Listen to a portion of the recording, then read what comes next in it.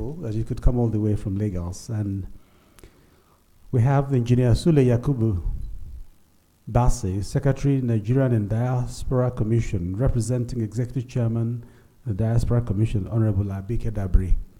Could you stand and wave to the audience wherever you're seated? Thank you, sir.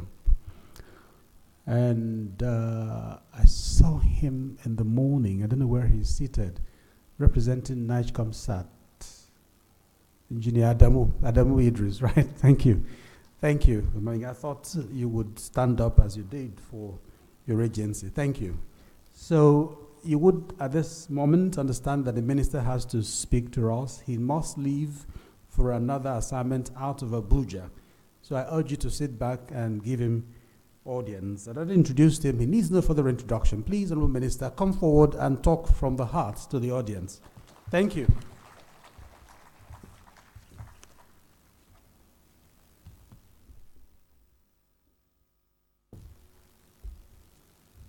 A very good morning to everybody. I'm happy that this fora has given me an opportunity to see a few faces, old faces, who I had not seen in months. The other time, the MC was talking of somebody in the High Court in Lagos who, when faced with a dilemma, said, Mokuo, Mokuo. I'm happy to say that when I was faced with a similar dilemma, I refused to say Mokuo, Mokuo because I want to live. I don't want to die. A very good welcome. A protocol has already been established, and I want to thank everybody who has taken out time to be here with us. Because this platform is being established by the Federal Ministry of Communications, it is only appropriate that a well-defined address is presented on behalf of the ministry by my humble self. I therefore to read our address, which goes thus. It is my pleasure and honor to be here this morning and to deliver this keynote address at this national retreat on, I quote, social media for good governance. The proceedings of this retreat over the next 2 days will no doubt stimulate our minds as we focus on how social media tools and trends can help improve governance, and most especially as we approach the 2019 general elections in Nigeria. Of course, this becomes imperative because we have known the abuses and misuses which many of our not so patriotically endowed citizens have been using the social media to wreak some havoc.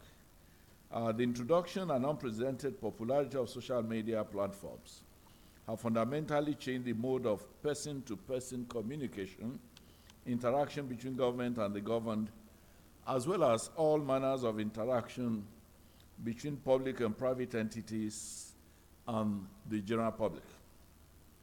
In an era when the social media have become very strong platforms of information dissemination and public discourse, it is imperative for government and the key players in the private sector to pay extra attention to feedback from and utilize these new media to provide platforms for government/citizen and business/public engagement in an online, real-time, limitless, if I may say, and interactive manner.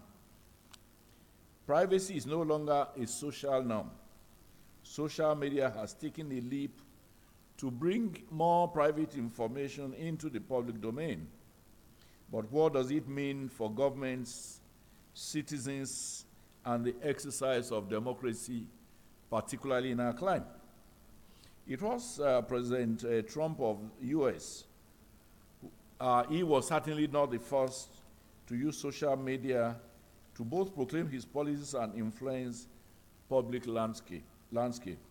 You agree with me that all across the world now, even before Trump came on board, there had been uses and perhaps abuses of social media usage. Social media today presents very novel challenges to strategic policy and has become a managerial issue for many governments. Social media offers a free platform for public participation in governmental affairs. Many argue, as a matter of fact, that the rise of social media technologies can give citizens and observers a better opportunity to identify pitfalls of government and their politics. And indeed, we know that so many politicians, including my humble self, have very recently come under social media searchlight. As we embrace the role of social media and the influence of positive feedback on the success of our project, we are also using this tool for good governance. This national retreat, therefore, has been designed, among other things, to share knowledge and information stemming from recent research and analysis on social media, to review good practices on policies and programs promoting social media for good governance, as well as discuss issues relating to effective use of social media in Nigeria. We are aware that due to the disruptive nature of social media, frequent knowledge upgrade is essential in achieving optimal and effective usage. This, amongst other things, necessitated this retreat. Particularly worthy of note is the fact that worldwide, the youth are the most active on social media platforms through which they have made their opinions known, and their voices are now very loud and clear in very many countries. From the Arab Spring in Egypt from the Arab Spring in the Arab countries in North Africa to our 2015 general elections, the Brexit vote in the United Kingdom, and the recent US presidential elections, the growing importance of social media in shaping society and how it is governed can neither be overemphasized nor underplayed. In Nigeria in particular, where our youth constitute more than 65% of our over 180 million population, the social media has become too critical to be ignored or undermined, because virtually everybody has access to it. And interestingly, you don't really need any training to get, to use the social media. This makes most people quasi-journalists, if you like.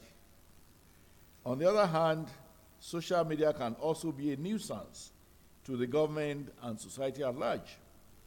Mudslinging, hate speeches, cyberbullying, rants, and unbridled ventilation of anger are common features on many of these platforms.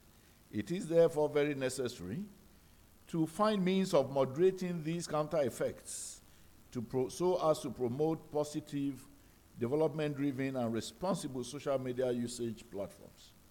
We are aware that in some countries, actually government has taken steps to bring about some checks using technology to block so many media sites. I want to assure you that the Nigerian government is not thinking of any sort of thing, because we believe that the liberty and the freedom of citizens must be preserved.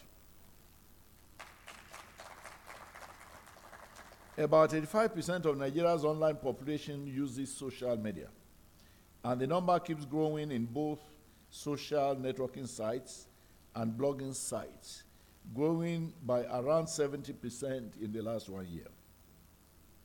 Time spent grew by 82% within the same period. This is a study by Juan Nelson in 2018. According to him, the size of social media can be overwhelming.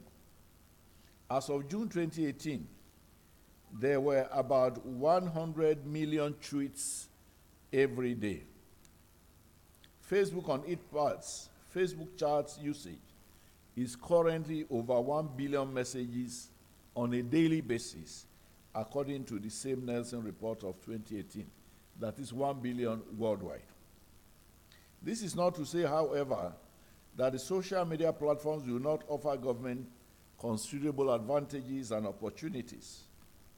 These include creating the means to improve governance, because people can give feedback to government as regards its programs, projects, and policies.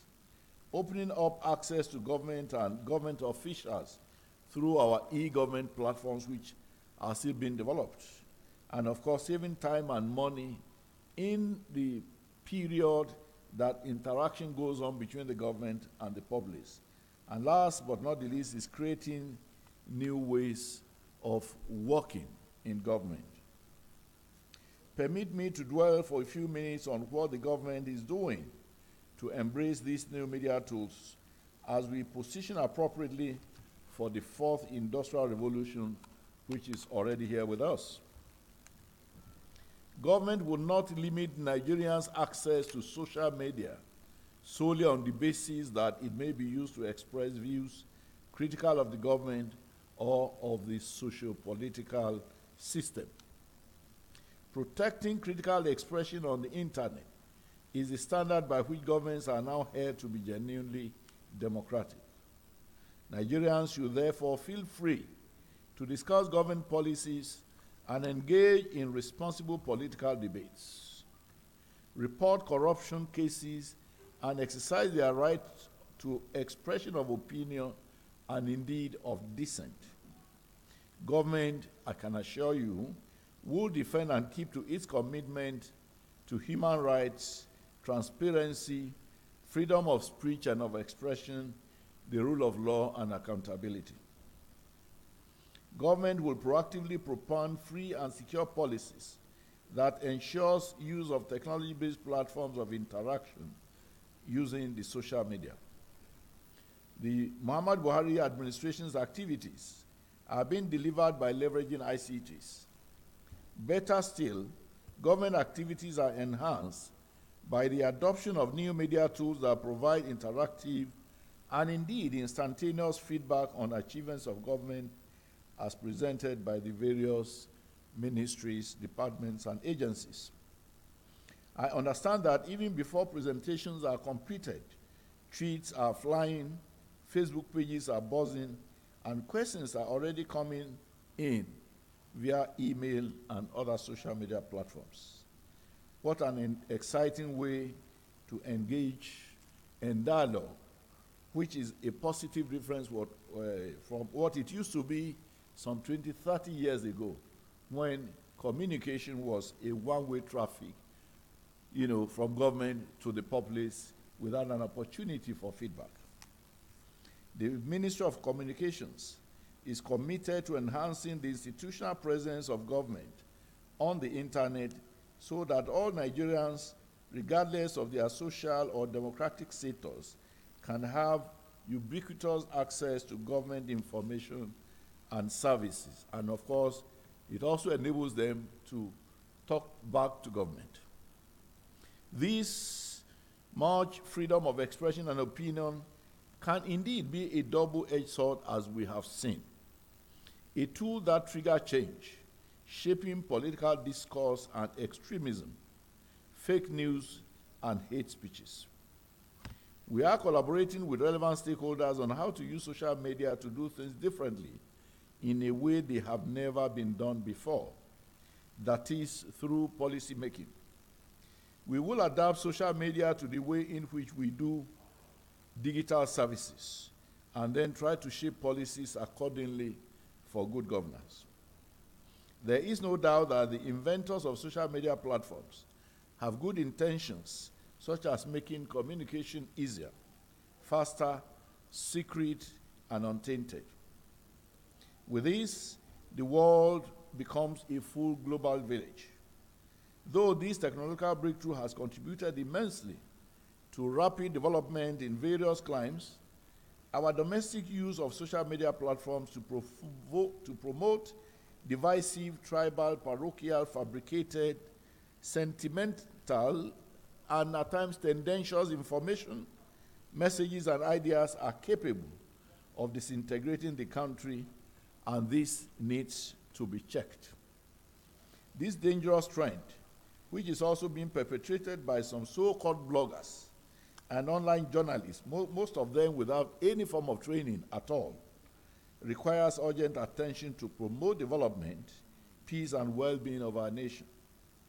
It behoves on everyone here to imbibe and promote and also publicize and seek to influence the ideas of excellent government-citizen interaction based on the use of cultured language, publication of facts, and respect for the governed as the source from which government derived legitimacy. Operators of social media platforms must therefore guard against the distractions the social media generates and focus on their respective key deliverables.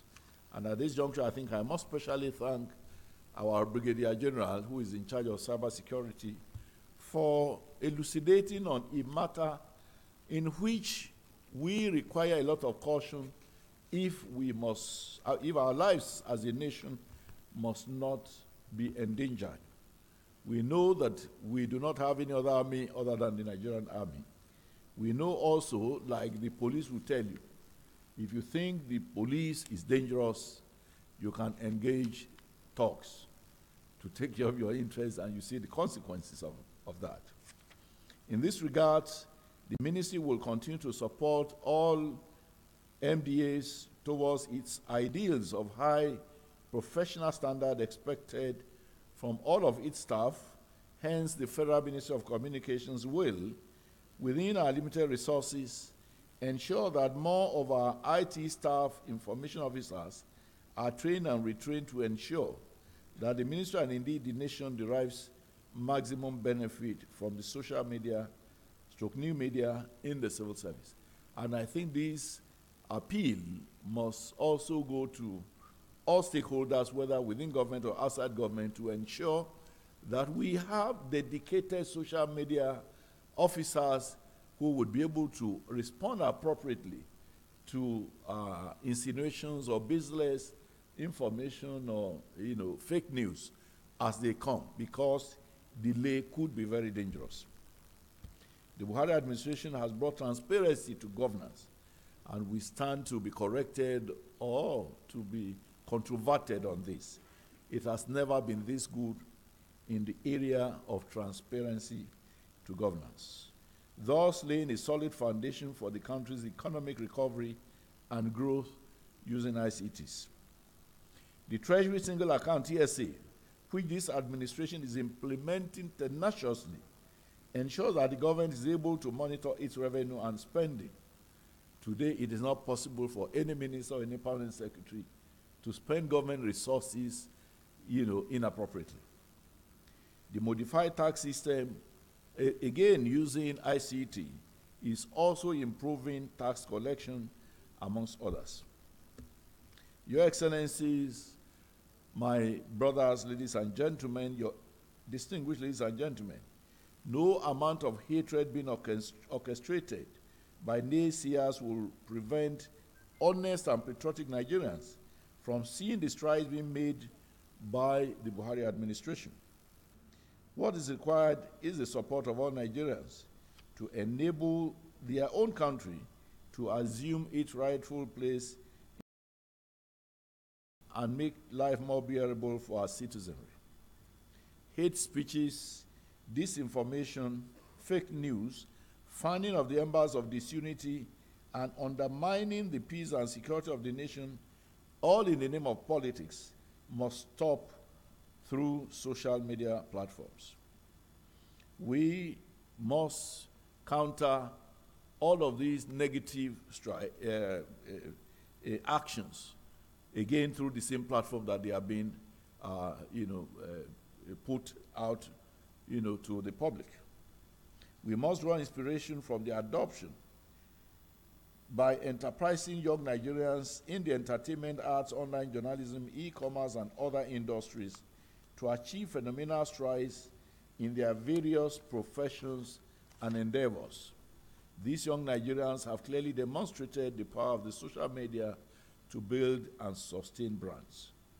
Finally, I enjoined this retreat to come up with innovative ideas, workable and implementable recommendations that would help and enhance government efforts at creating the enabling environment for the promotion of the social media for good governance in an era of disruptive technologies, considering our peculiarities as a country. I wish to specially express my sincere appreciation to all of you here for your support, for your time, for your sacrifices. It is my hope that you will all be patient to ensure that you participate in all of today's programs and all of tomorrow's programs. I'm aware of all the very big names that have been lined up to address us. I wish I had enough time myself to be here, but I have a 3 o'clock event in Lagos, which is also an official engagement, and I must be on my way to Lagos. I want to thank you very much for your attention and wish you very fruitful deliberations. Thank you. You are all welcome.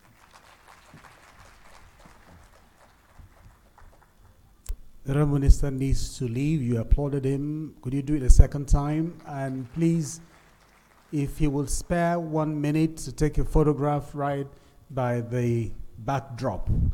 Ladies and gentlemen, those of you standing with the Honourable Minister, would you move with him to the backdrop for just a minute photograph?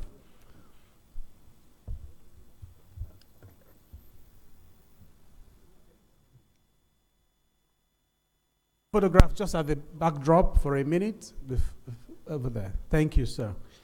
And the distinguished guests who have been announced, could you just move with him? State representatives, honorable commissioners.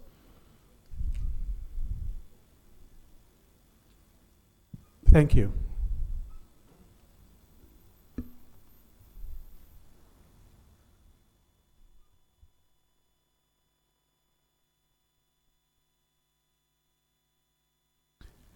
Just hold it. There's a lady coming from Kebbi.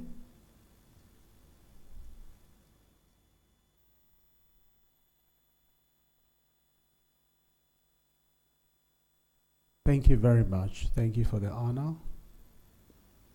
Thank you. Thank you. That will bring the photo session to a close so the minister can take his leave right now. Thank you, ladies and gentlemen. Please resume your seats so we can proceed.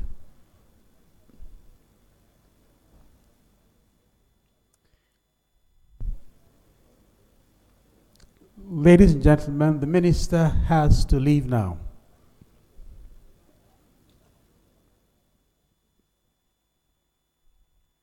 The minister has to leave now. Ladies and gentlemen, please.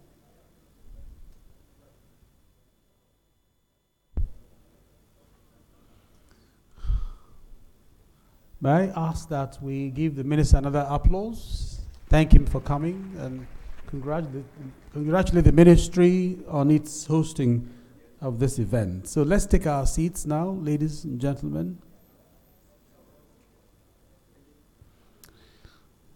This program will be certificated. If you're in attendance and you would like to have a certificate of participation, you can get a copy by the end of tomorrow.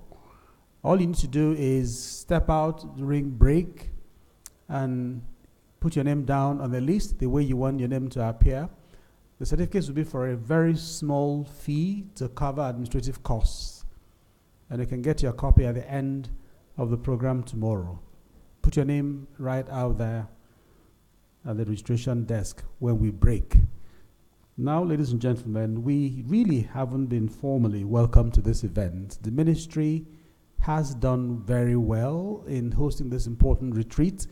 Social media is so pervasive that it's something worth talking about. And no other ministry has this remit than the Ministry of Communications.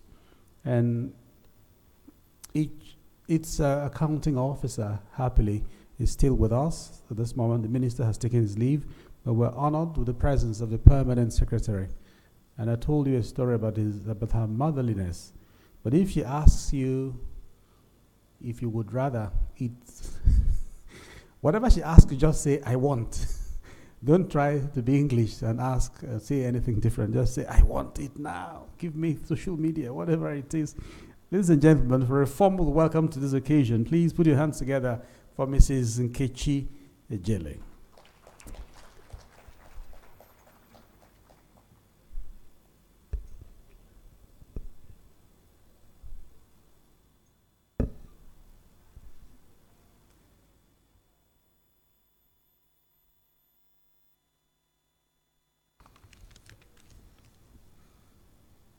Good morning, all. Please permit me to stand on protocol already established. I'm delighted to be part of this occasion of the National Social Media Retreat for ministries, departments, and agencies, the 2018 edition. The theme of this year's retreat is Social Media for Good Governance. On behalf of the Honorable Minister of Communications, I heartily welcome you all to this event, which is aimed at shedding more light on the opportunities, risks, and understanding ways to educate MDAs on the proper use of social media. Social media is perhaps one of the most innovative inventions of recent times. With technology evolving at an exponential pace, and with its relentless self-integration into various facets of our daily and national lives, it is vital that governance, the most important aspect of national life, is not left behind. It is in realization of the importance of social media tools and the applications for the dissemination of government policies and programs that this event is organized. Through social media, we obtain feedback from activities of MDAs. We are aware that due to the disruptive nature of social media, frequent knowledge upgrade is essential in achieving optimal and effective usage. It is pertinent to state that government is working to implement a good governance structure leveraging social media. The ministry has gone further by making it a centerpiece in the capacity building and institutional strengthening program within the ministry's mandate. Unlike in the real world, where social etiquette and manners can sometimes seem restrictive, people feel they have a greater sense of freedom of expression when using social media. Essentially, social media has changed the way we communicate and behave, not only in groups and society, but with one another. To underscore the importance of social media tools and applications for propagation of government policies and programs, the ministry is planning a structured capacity building program for social media for all MDAs. This will enable MDAs deploy social media positively to achieve optimal results. I have hope that the synergy already developed between the ministries and the relevant stakeholders will be sustained. The Ministry of Communication is poised to explore common ground which can sustain this collaboration for the common good of all MDAs. Once again, I most sincerely welcome you and implore you to maximize your participation by contributing fully to all discussions in this retreat. I thank you for your attention and wish you robust deliberations.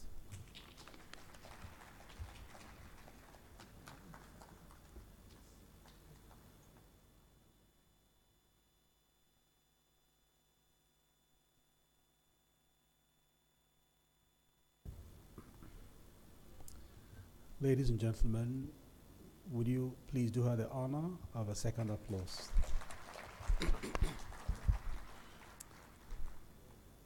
Thank you. I have had a word with her also, and I would, on your behalf, request her to take her leave at some point because the ministry wouldn't be left unattended. The minister is jetting out, and she has to hold fort in the ministry, and I hope you understand that.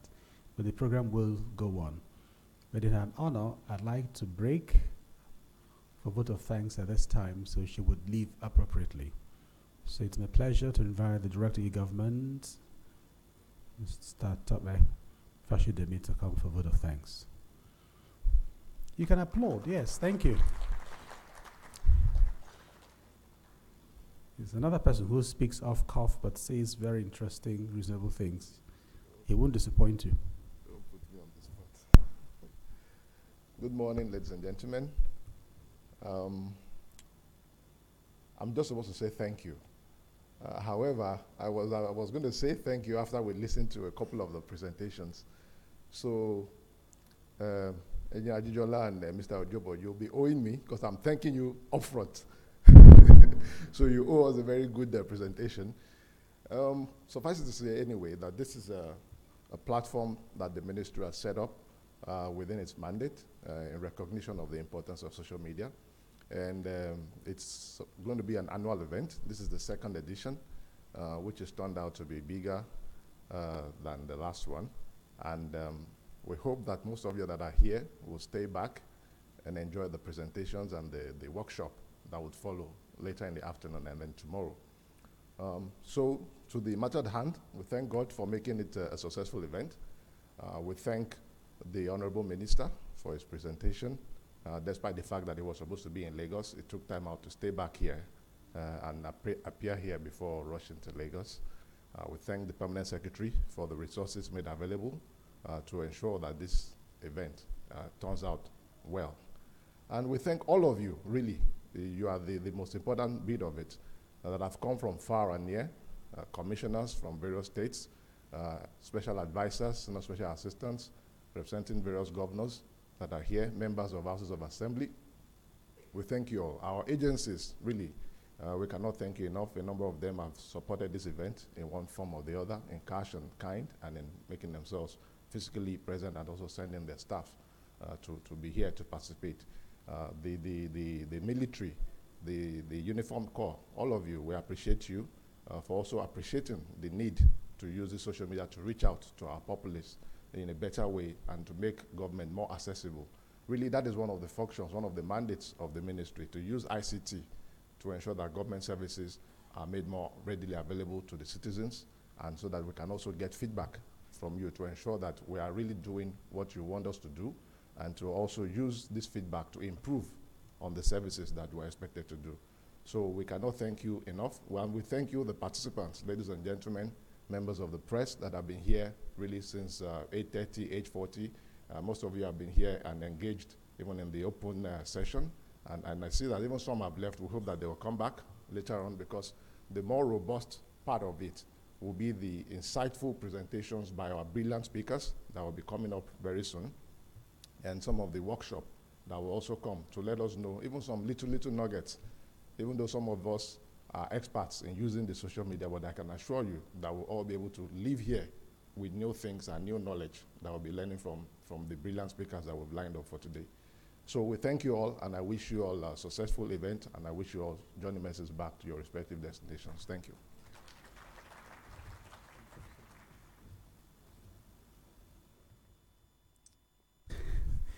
Thank you very much for thanking them. And especially those of you who have come from the states, representing state governors, state governments, and were able to come from very far destinations, locations. We're happy that you were able to come, and thank you. We will announce the first of the brilliant speakers in a moment, but I would ask that we let the Permanent Secretary now take her leave and return to the ministry and to take charge of affairs there. Thank you. Let's applaud her. Let her leave formally. Thank you, ma'am.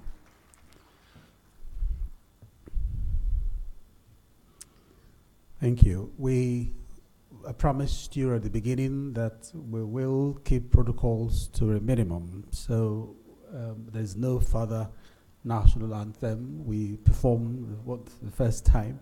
So we'll proceed now to the presentations, really. There are quite a handful of them. Managing public communication in the era of new media. The brilliant speaker has had hands-on experience running public communications, Nigeria's foremost communication agency. I speak of Mr. Tony Ojobo. He will come forward. He doesn't need the projector. He doesn't need the slide deck. He will talk from practical experience and you will enjoy him. Please put your hands together for Mr. Tony Ojobo, who stepped out of the shower just 30 minutes ago. I know that much. Thank you for coming. We're happy to see you.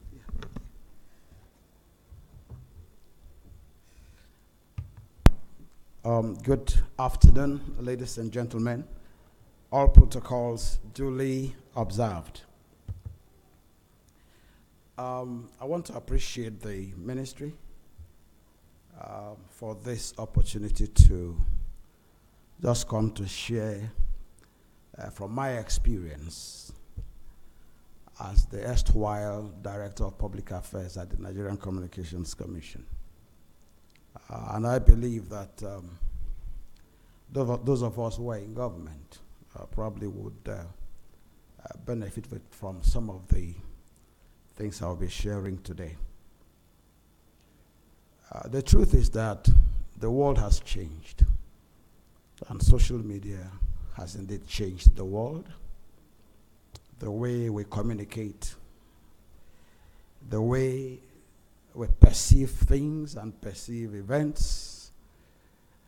The world has become a smaller community. It has become a community of peoples. And so the divides actually are beginning to crumble in terms of distances. So social media has actually removed distances between peoples, between events. And just like the Honorable Minister said in his speech, that while events are going on, tweets are already going out. Don't be surprised that some of all the things that the minister said here today, they're already out there. So before the mainstream media comes out with the newspapers tomorrow, or even their online version, people already, it's no longer news. It's now become a story. And so that's the utilities. Truth is like devices have become as important as blood today. And so people can't afford to have disrupted services. And so in regulating that kind of environment, you need to have the kind of right narratives that will put things in perspective so that people can understand the issues, the challenges, and be able to give you benefit of doubt. But we have a history, and that history is what has made it difficult for a lot of public affairs officers, or what we call the spokespersons in government. And that started from what you call the Official Secrets Act, that we had in the days of the colonial rule, where civil servants had to be heard, had to be seen, but not to be heard. And so that mentality is what we had carried on over the years. And so you approach a civil servant and he's likely to tell you no comments. And you see, that no comments has with it a lot of challenges, because all of the things you're hearing about fake news and all of that as a result of no comments. And so we need to begin to understand that we can't do away with the social media. It's going to be difficult, really, to even regulate it as it is today. So we have to find creative ways of dealing with it. I'm just going to speak from my experience. I don't have a prepared slide presentation. I got this information 30 minutes, almost 40 minutes ago, and I'm here.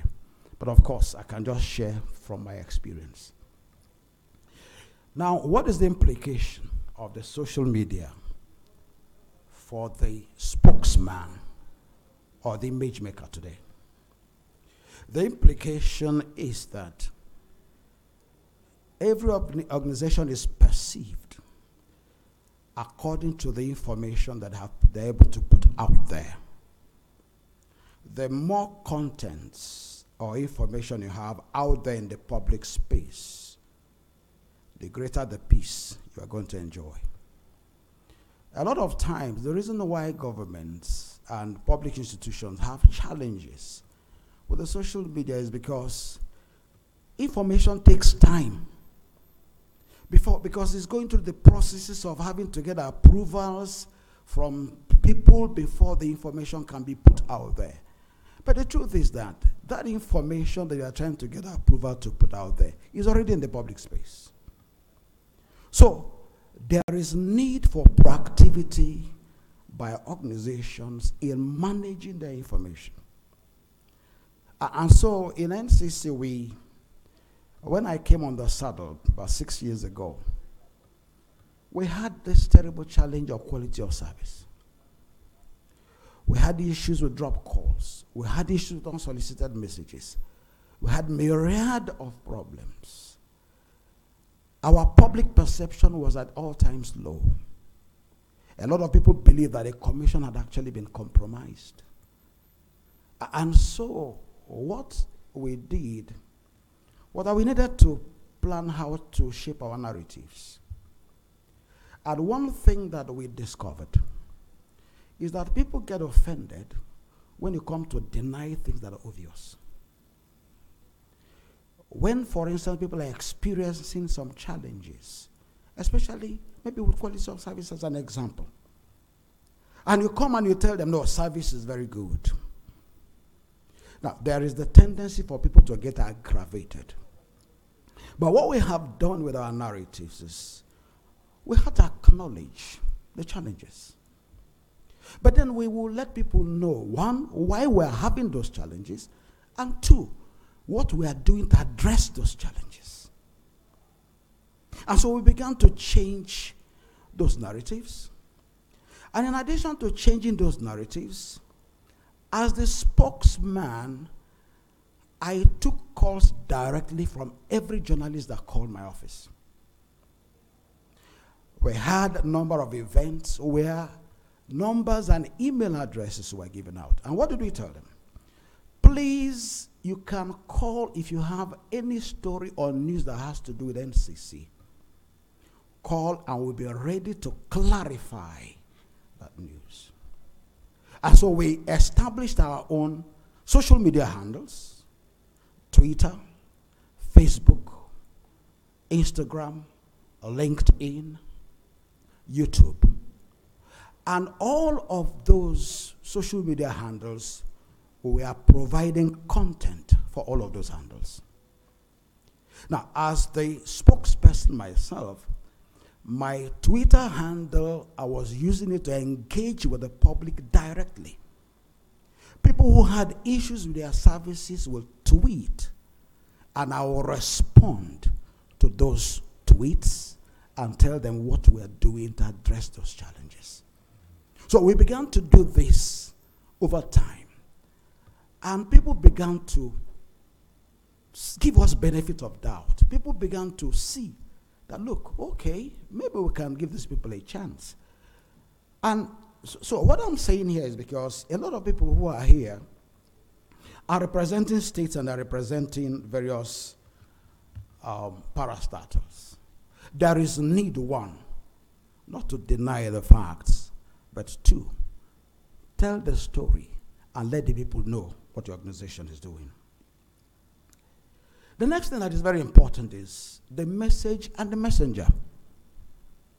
The message is as important as the messenger, but the messenger is even more important than the message. Because the message must be a message that resonates. How would you understand the message that resonates? You must understand what the issues are. What are the challenges? What are the people feeling? What you feel the pulse of the people. So when you're speaking to them, you are speaking to those issues that they care very much about. Very, very important. And so the messenger must be very knowledgeable of the subject matter.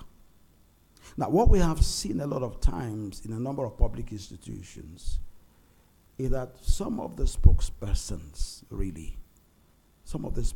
there is need for organizations to really take care about appointing persons that will speak for the organization. You must appoint people that are knowledgeable of that particular industry that they are representing so that they can speak to the issues. You see, because people have a way of understanding whether the person who is speaking knows what he's saying or not. But if you are knowledgeable, then you will be able to respond to the issues and the questions as they arise. And that is why a lot of spokespersons shy away from the media. Under my stint in the commission, there's hardly any major TV station in this country that I had not appeared on, speaking directly to the people on the issues, taking live calls from the people. It's because when people see you, there is this thing about body language, there is this thing about read my lips. You see, people will be able to see whether you're lying just from the narrative and from the way you present the story. So the messenger and the message must resonate with the people for them to be able to accept that message. And that takes me to the next point, which is content. Content is key. What is the kind of content that you as an agency have on your social media platforms? Your Twitter, the Facebook, the Instagram. When people go there, what kind of information do they get? What is there? Are there things that will inform or educate the person that is going to that particular platform? Because if people can go to your platform and have answers to the questions that they have, then you have less complaints from individuals because their questions are already answered by the content you have provided on your platform.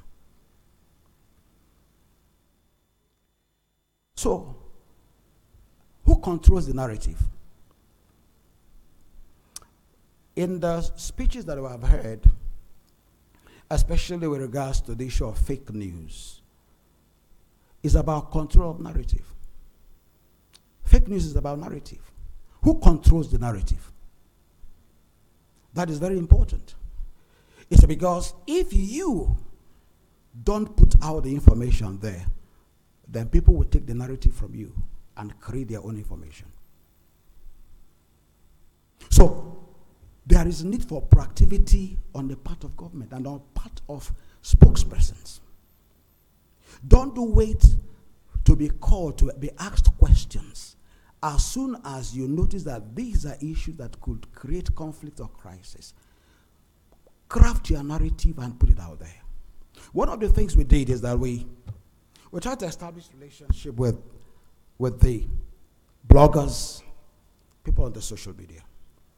And so when we have some critical issues, before the news breaks, we reach out to these influencers to say, look, these are the issues.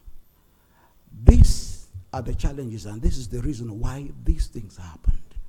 We needed to reach out to you because we know that you are influential. And people are more likely to believe what you say than what we say. So we we engage with both the social media and the mainstream media.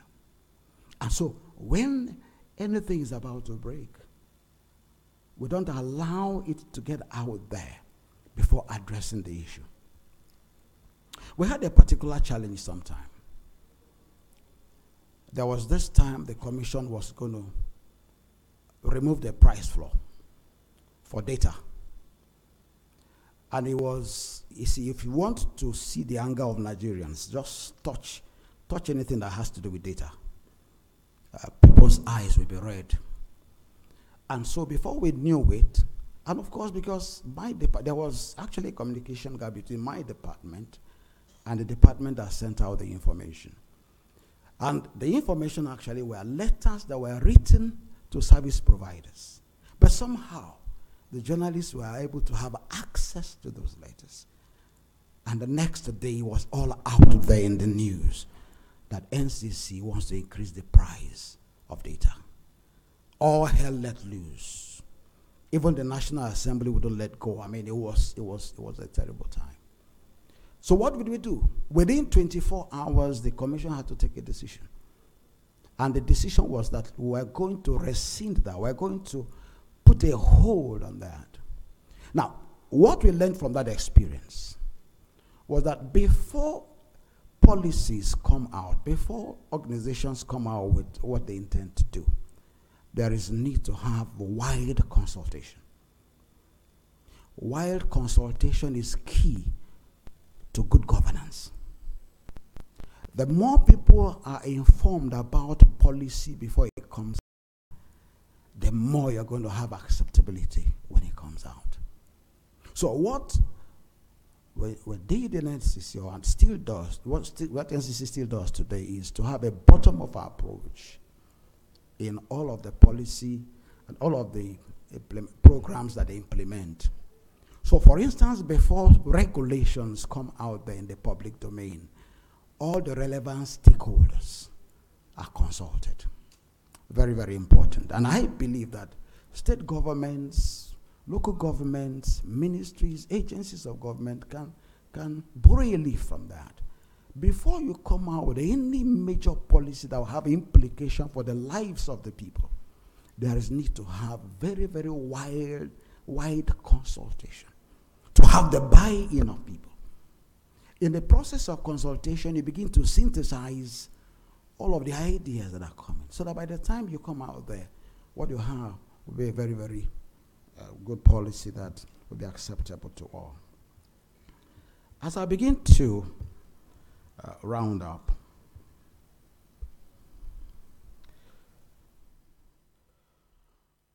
why do we have fake news? I think I have tried to address it, but it's very important because it's a very, very topical issue in this country today for all levels of government. People are hungry for news, and that is true. People are hungry for news. People have itchy ears. People want to hear. People want to know what is happening at all levels of government. And so, in order to stem the tide of fake news in this country, there is need for us to communicate more. There is a need for us to communicate more with the people. Not just communicating more, but in a timely manner. Communication must be timely. For instance, the army representative talked about the very, very unfortunate incident, really, that happened. And it's important because he said something here that a lot of Nigerians didn't know, that the army cannot come out with figures until they have seen the bodies. Somebody needed to have said that at the time it happened. But of course, I know that the communication people are doing a great job in the military. You can't be perfect always. But one thing that I believe, and I think that the media here should take away from here, is that very, very important information that came. I know that if a lot of Nigerians probably knew that, the kind of reaction and response people were given to that particular unfortunate incident. So, what I'm saying, therefore, is that from my experience, it is important that we communicate more. Communication can never be adequate. 2, we must communicate in a timely manner. 3, we must craft the right narrative that will resonate with the people. And that narrative will have to depend on the kind of event. Because when you are communicating, for instance, about people that died in the battlefield and other things, the communication pattern, the narrative has to be different because of the sensitivity and sensibilities of those kinds of communication. So those are the things we must take into account when we are speaking to people. Who is our audience? What is their level of knowledge? So all of those will determine, 1, the language of communication. We break it down to the level that a very ordinary person can understand. Now, what do we do next? We now put all of those as content and put them out there on the social media. For instance, what the brigadier said today could be on the Army's Twitter handle. It could be on the Facebook. It could be on YouTube. It could be on all the platforms. And then people will now be reading and reacting. Some people will react negatively, but of course, you are going to win some converts. People who are going to say, okay, so this is the reason why this kind of information doesn't come out immediately. So content is key. Timeliness is key. Gauging the mood of the audience is very, very critical in shaping the narratives that we're putting out there. And finally, how do we bridge this information gap? This is one of the ways of doing that. And that's why I commend the Ministry of Communication for creating this kind of platform for people to come to listen to things like this. Because knowledge is very important in this era of new media. Knowledge is key. There are a lot of government agencies that are not on any social media handle at all. Because to counter narratives, you have to use the same platform to counter the narrative. If people are abusing an agency of government on the Twitter, you have to use the Twitter handle to counter it.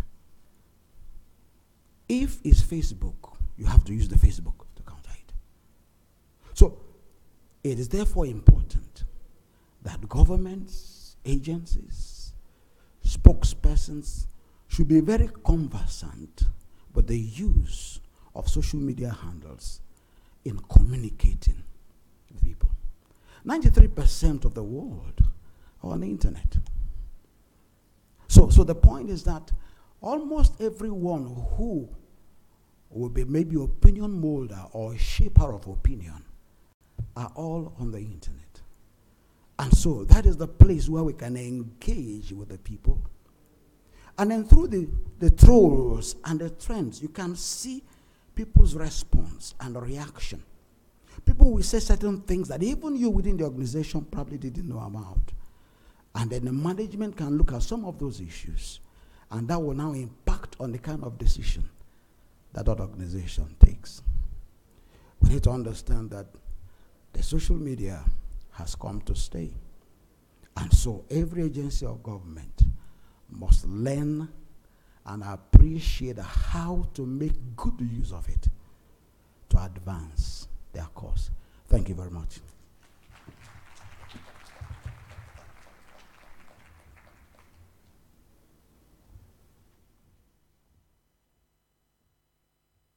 Please, may we have another round of applause for Mr. Ojabo. Good afternoon, everyone. I'd like to thank you very much for being here this afternoon. My name is Oluwakemi Ariola. I'm the Special Assistant to the Honorable Minister of Communications on New Media. New media is something I'm very, very passionate about. It's a space I've been working in for a good number of years now. And I am so happy to be here this morning or this afternoon with like-minded people, because I believe everybody in this room shares our passion for new media. If not, you would not be here today.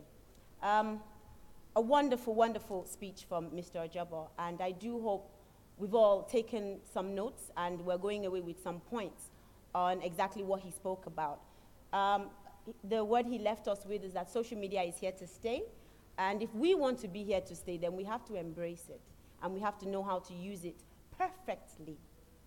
The gentleman I'm about to bring up is also someone who is very vast in the area of cyberspace in general, not just social media.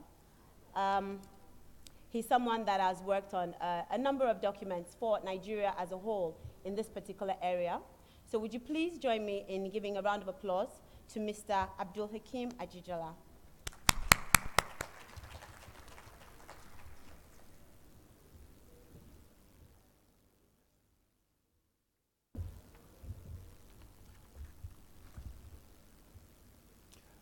Good morning, ladies and gentlemen.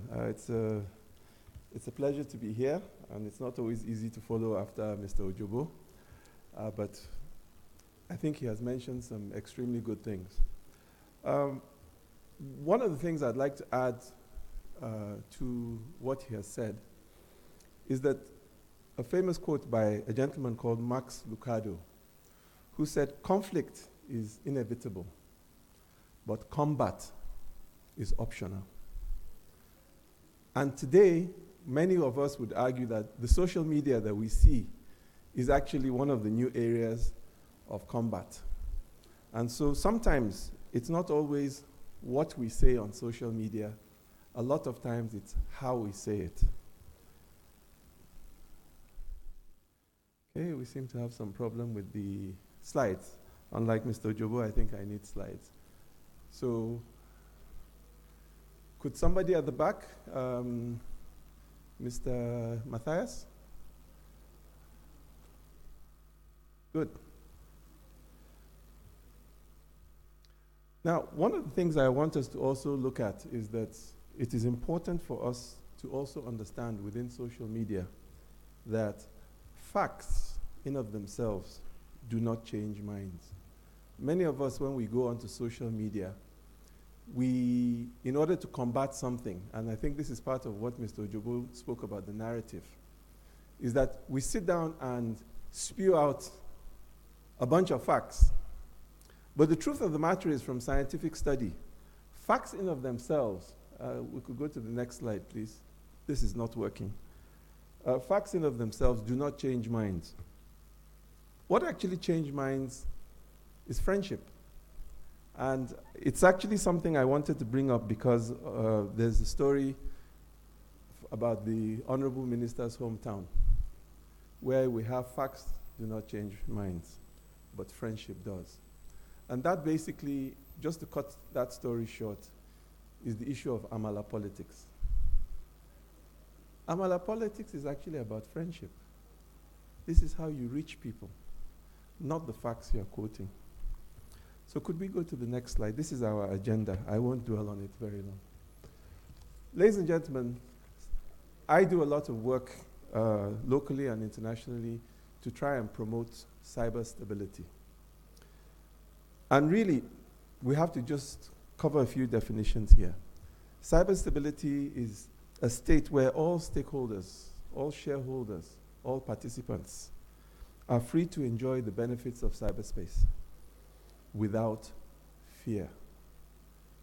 Fear puts a lot of us off this space.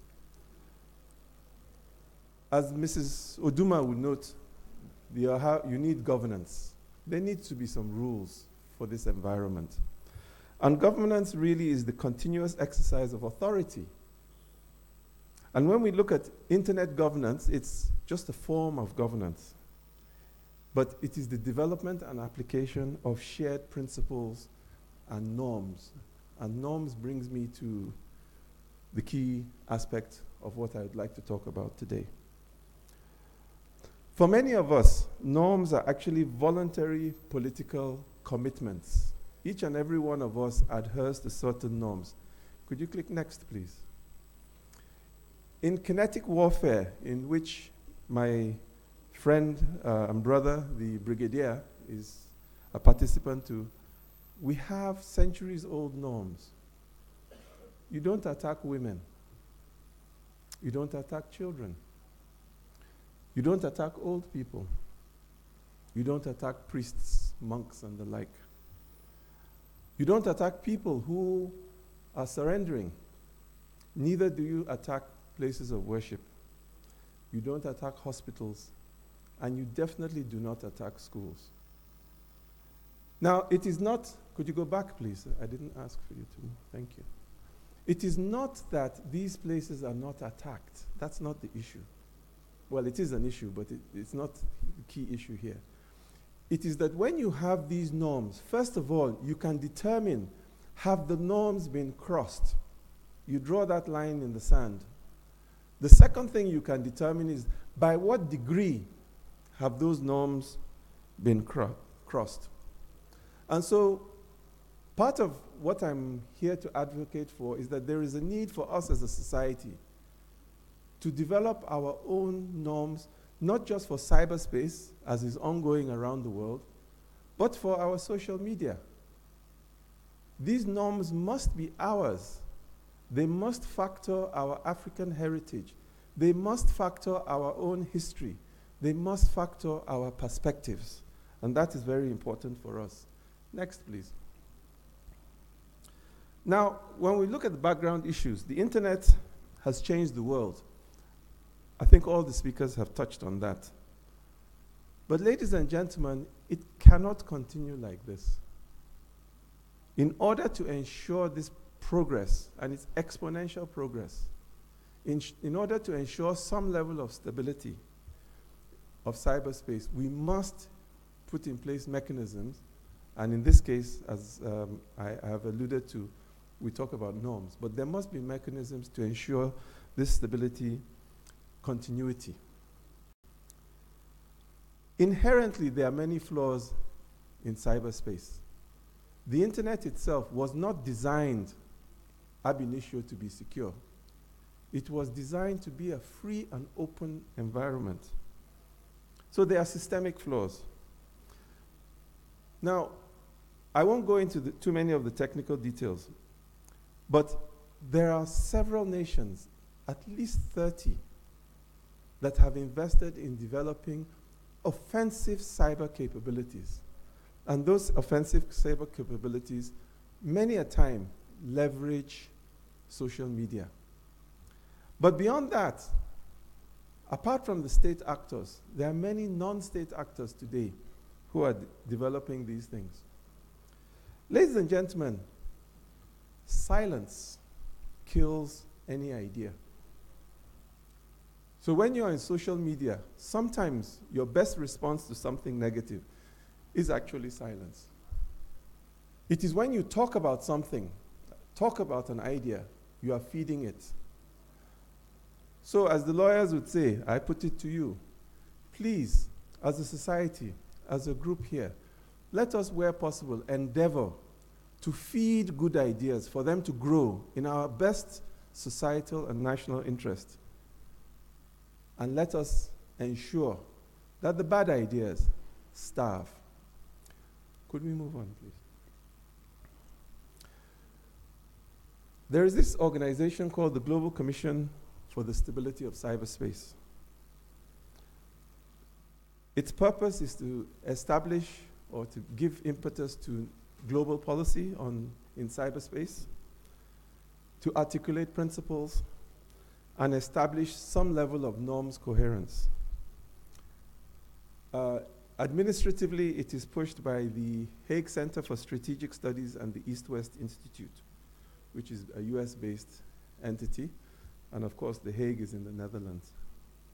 Our chair, because I'm a member, is a lady, former foreign minister of Estonia, Marina Kaliarun, and we have two co-chairs, Mr. Michael Chertoff, former Secretary of the United States Department of Homeland Security, and Mrs. Lata Reddy, who was the former Deputy National Security Advisor of India. Our funding comes from the Netherlands, from the state of Singapore, from France, from Estonia, from Microsoft, and also the Internet Society. Could you move on, please? These are the core commissioners. Each and every one of them, in their own right, is a well-established individual. This gentleman at the top left, Chris Painter, he used to be President Obama's cybersecurity advisor. This gentleman from Singapore, Boon Kee, used to be the president of Interpol. The gentleman at the end, his name is Jeff Moss. He runs the largest hacking event in the world called Black Hat and DEF CON. And why these are important to us is because these are where these ideas are developed and thought about. 2 years ago at DEF CON, they brought 30 different kinds of voting machines. In 90 minutes, all of them were hacked, every single one.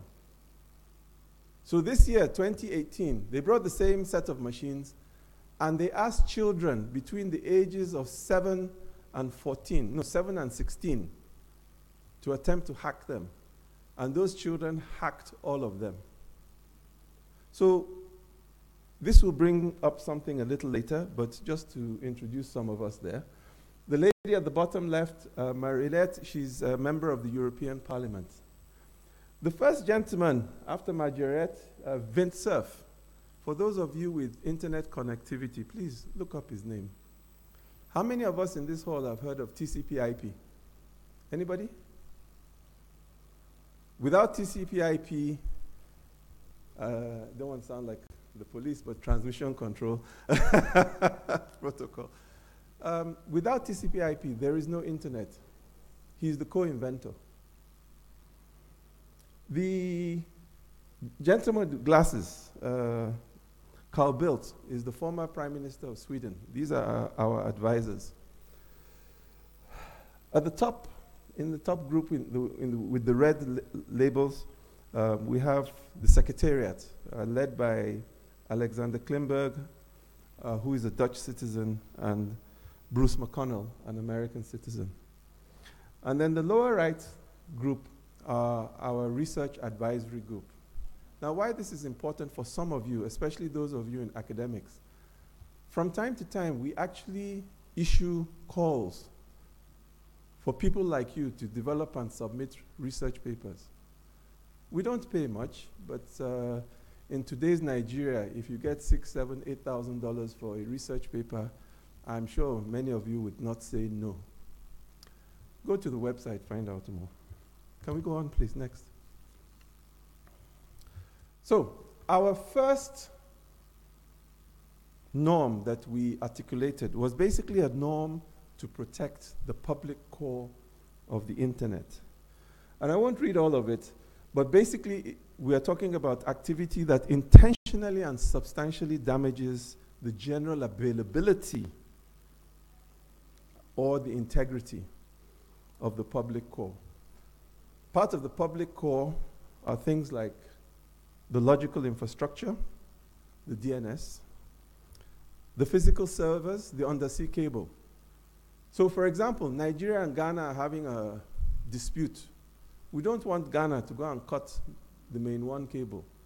Not just because it will take all of us off social media and we won't like it, but it also would take off all the countries beyond Nigeria, all the way down to Angola, through Angola down to South Africa. You also have the organizational infrastructure of the internet, your internet exchange points, your CERTs, computer emergency response teams, which are like our hospitals. So this was our first call. Can we move on, please? And just to summarize some of the others, we made a call relating to the issue of electoral infrastructure, the technical infrastructure. So we should not pursue state and non-state actors. Because remember, non-state actors are very powerful these days. should not allow their cyber operations to disrupt the technical infrastructure essential to elections. However, ladies and gentlemen, as I had started alluding to a little earlier, social media today is a battleground. It is the war front. I do not need any longer to hack the good general. I can simply hack his commander-in-chief. If the commander-in-chief, because of a misunderstanding, tells the army to go left, meanwhile the trouble is right, what happens? But more important today, as we have seen, is our capacity to use social media to hack you, the electorate, to hack you, the voter. So with all due respect, if you vote in an Ode as your head of state, as has happened in some countries, or you vote for Brexit, as we have seen, it doesn't matter how good the electoral system is. It can be perfect, and it will perfectly record your vote. So ladies and gentlemen, social media today, this is why I say it's the battlefront. I will use it to hack your mind. The general, quite succinctly, talked about how people on social media make so much vile criticism. It's not that the army or the military or government shouldn't be critiqued. Critique and criticize are not quite the same. That's not the issue. It's how you say it. As he correctly surmised, many of these young guys in the military are at the front. What are you doing to their morale? Why will they take a bullet for you when you now abuse them? We have to think.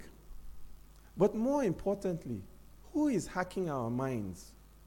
Is it me? Is it somebody in Moscow?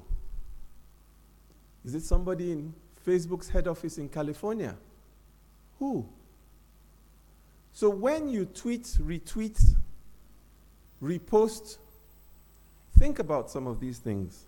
It's important. So today, in my battlefront, I would use social media to hack you, and you would spread the message I want. By the time A spreads it to B and C and D, C will spread it to X, Y, Z, Z will spread it to 1. You can see how it spreads exponentially. I will hack this country. I will get the government that suits me, not you. Next slide, please. Another issue that we've looked into and developed a norm for is something about mitigating vulnerabilities. We need to prioritize security and stability. Remember, I said earlier, when the internet was designed, it wasn't designed with security as a primary goal. You may blame the designers, but because they were academics, they wanted good communication. Nobody could see 30 years into the future and see that the internet, cyberspace, and social media that most of us, not most, all of us use, would now be the battleground. So you have to ask yourself, who is responsible for content? There are some of you in this room that will complain and say, oh, the wahala on Facebook is too much. Facebook does not produce content, ladies and gentlemen. It's your content. You are the generators of the wahala. You are the generators of the misunderstanding. Many of us will say, well, it is important that Facebook takes down certain posts that are not agreeable, okay? So it means by default, you have made Facebook your censor. Facebook has a different perspective on life. It has a different worldview. In Southern California, where Facebook is headquartered, being gay should be encouraged. Is that our tradition here? Is that something we want promoted? I'm not saying yes or no, but these are things you have to think about. So you do need some level of what I call self-censorship But importantly, what mechanisms are we going to develop to help us achieve those things? To help us make sure that these interactions we have conform with our own worldview, with our own history, with our own culture, with our own perspectives. Could we move on, please? Of course, the development of vulnerabilities equities process is not strictly a social media issue, but as a nation, we do need to think about how to develop it. And I'm happy there are some people still from government here. Thank you for staying behind. But we need to be able to think about this. Why? Because if there's a flaw in one of our products or services, that flaw, somebody will take advantage of it. And there needs to be a mechanism to, in a sensible way, bring out that flaw so that it can be fixed, not simply to just publicize to the bad actors that you can take advantage of this. And it becomes important to us on social media because a lot of our new products and services that many of you in this hall are developing are based on social media platforms. So you might have a flaw in your product or service. You don't even realize it. I observe the flaw. What do? I tell you, you ignore me. I put it in the newspaper. You complain. The whole world now knows about this problem. Because many of us, by nature, we try to hide things in this country. So we need to have some kind of well-understood mechanism. So I would encourage those, not only in government, but other groups, in some kind of multi-stakeholder fashion, to look at how we can develop this vulnerabilities equities process. And also, ladies and gentlemen, there's been a lot of talk about offensive cyber activities. Indeed, what we call hackback. And these are things we have to think about. If somebody hacks into your bank account, do you report it? Or do you do like, as they say, vigilantes? Simply take your cyber bullet and go and hack the other person's server. What if the person was spoofing the server and the person you hacked was actually was an innocent victim like you? So these are things as a society we need to think about very carefully. Now, beyond the Global Commission, there are other entities that are developing norms, especially in cyberspace. The United Nations, through its group of governmental experts. You also have the G7, the Internet Governance Forum. That's why I'm happy Madam Uduma is here. The Observer Research Foundation in New Delhi, India. I've been helping them a lot also. And the World Economic Forum. So ladies and gentlemen, it is critical that we understand that as a nation, as a society, we need to contribute to these processes. When the Geneva Convention was being developed, when the norms for cyber war were being developed, nobody called Africa, nobody asked you. But guess what, ladies and gentlemen? You and I have to live with those norms. Could we move on? Yes, thank you. Hold on. So, in establishing and implementing our own social media norms, there are many ways of going about it. This cycle just happens to show one. I think sensibly you have to identify the stakeholders, bring them together, et cetera, At a point you have to publicize them, publicize them, so that the general community can make inputs. Can you move next?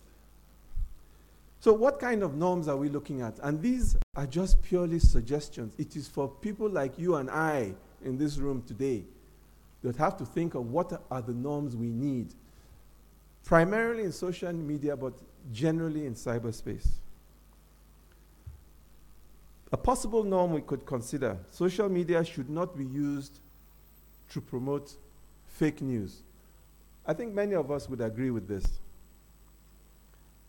Social media should not be used to promote or perpetuate hate speech. Many of us, I think, would agree with this. Of course, there are issues of definition, and the devil is in the details. Your fake news might be my truth, Your hate speech might be being blunt. But like I mentioned a little earlier, ladies and gentlemen, often it is not what you say, it is how you say it. There is nobody in the army, there is nobody in the services, there's nobody in government that if you tell them, look, this thing is not quite right, it needs to be done a little better, they will listen to you. But when you come out with a very heavy hand to tell them who their great-grandfather is and who their great-grandmother is not, of course, immediately after that kind of attack, nobody will listen to you. So there's a question mark because the number of norms we could come up with is for you. I throw this out to each and every one of you in the audience. So what are the key takeaways? Could we go to the next slide? You must ask ourselves, what do cyber norms really mean for this country, for our nation? What are the implications? We're going to have to live with them. So I think our voices need to be heard in their development. We need to have a much broader societal debate. Because what norms do is that they begin to set voluntary boundaries. After some time, those voluntary boundaries may be codified into regulation and subsequently will be codified into law. Not just domestic law, but also international law. And then the question we must ask ourselves, well, if this becomes an international norm, for example, there's something called PCI DSS. It's a standard if you want to use ATM, those plastic cards, credit cards you want to call them. It's voluntary. You don't have to use it. And I'm talking about your bank now. You don't have to adhere to it. But just note that if you do not adhere to it, no other bank will accept your card, either in ATM or in a payment service. So it means you are restricted to your bank in your country. So it means that by default, you have to adhere to that standard. That's how these norms evolve. And in terms of development of norms for social media, ladies and gentlemen, we must ask ourselves, who will lead the process? With all due respect, government that is even struggling with it, are they able to lead it? The multimedia companies that have such a great vested interest, are they qualified? They may be technically qualified, but is it proper for them to lead it? So we have to think, is it civil society? Is it a combination thereof? How do we best incorporate the broader spectrum of stakeholders in this conversation? And then once we've agreed on a norm, what's the mechanism for, forgive the use of the word, enforcement?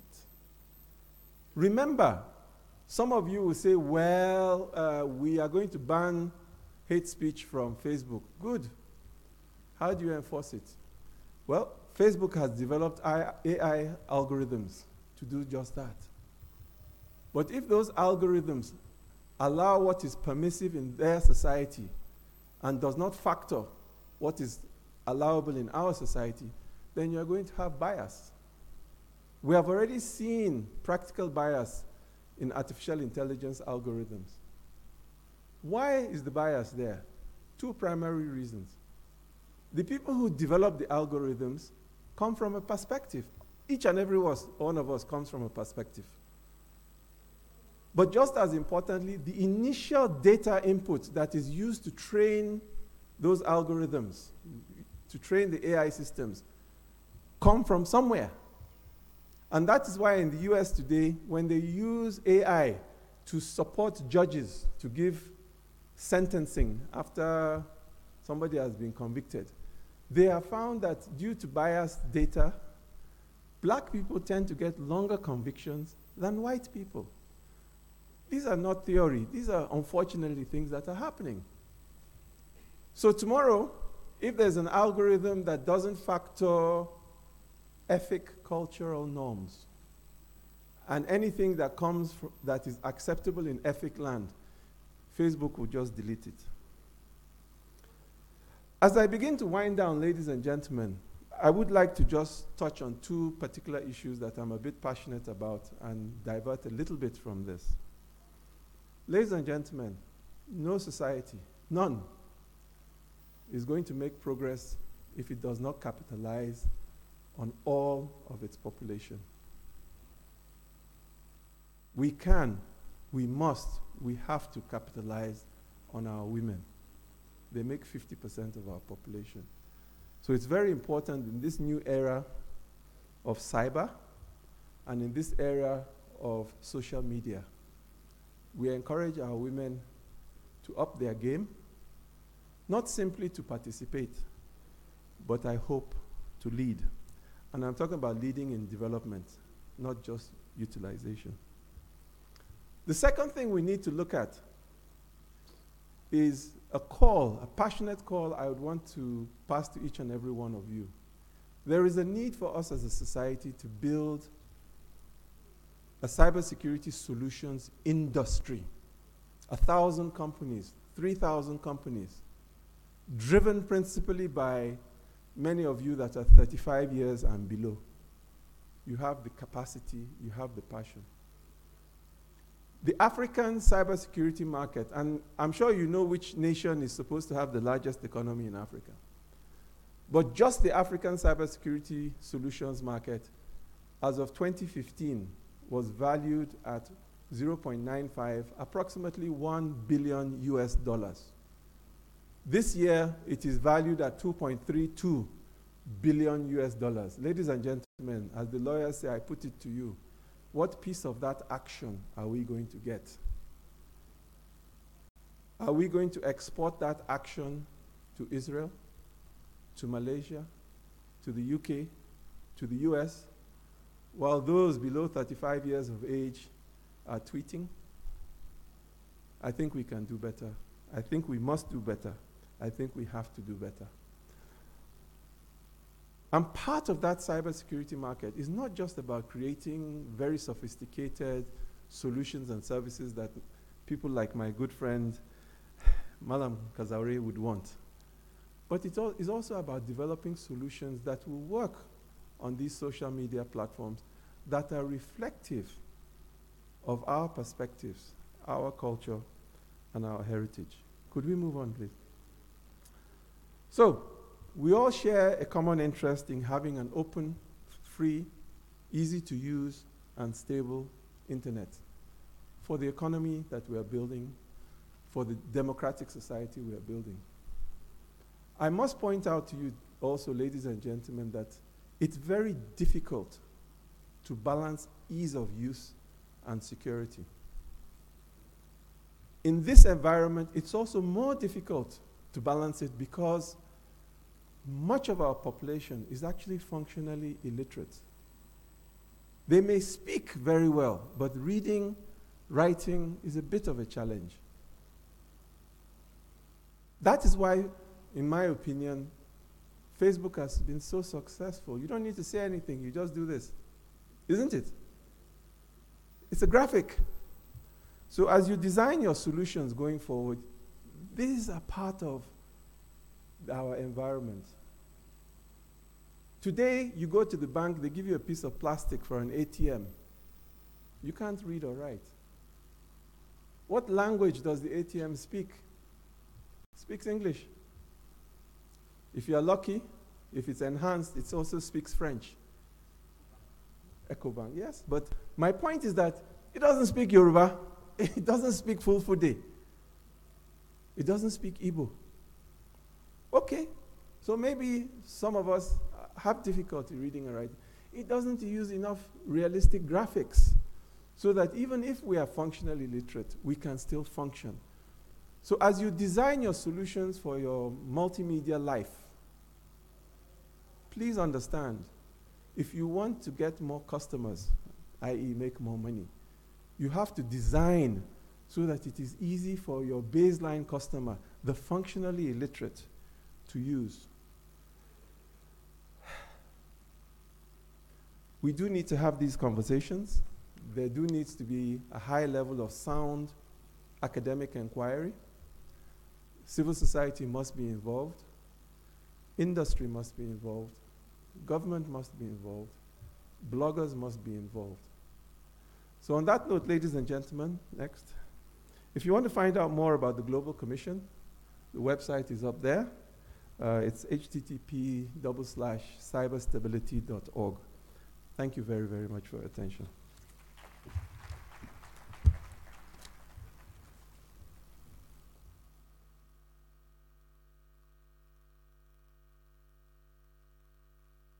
Please, another round of applause for Mr. Jijola. Thank you so much, sir. I know everyone in the audience will have a few questions for our speakers. If I just plead with you to hold on to your questions. We have just 2 more speakers to go, and then we'll take questions from everyone, and you direct your questions to the appropriate speaker. I do want to inform you that we do have a Google booth outside. Anyone that has any form of Google product, they're out there to speak to you about Google privacy, security, and family safety. We also have Intel out there. Apparently, they're giving away a couple of phones. That's happening in a raffle draw. But that happens after the training tomorrow. So you have to be here for the training to win those phones. And also, we do have certificates for the training. They'll be given out after the training tomorrow. But if you do want a certificate, please indicate with the ladies at the reception desk so it can be prepared for you for tomorrow. It's signed by our Honorable Minister and our Permanent Secretary.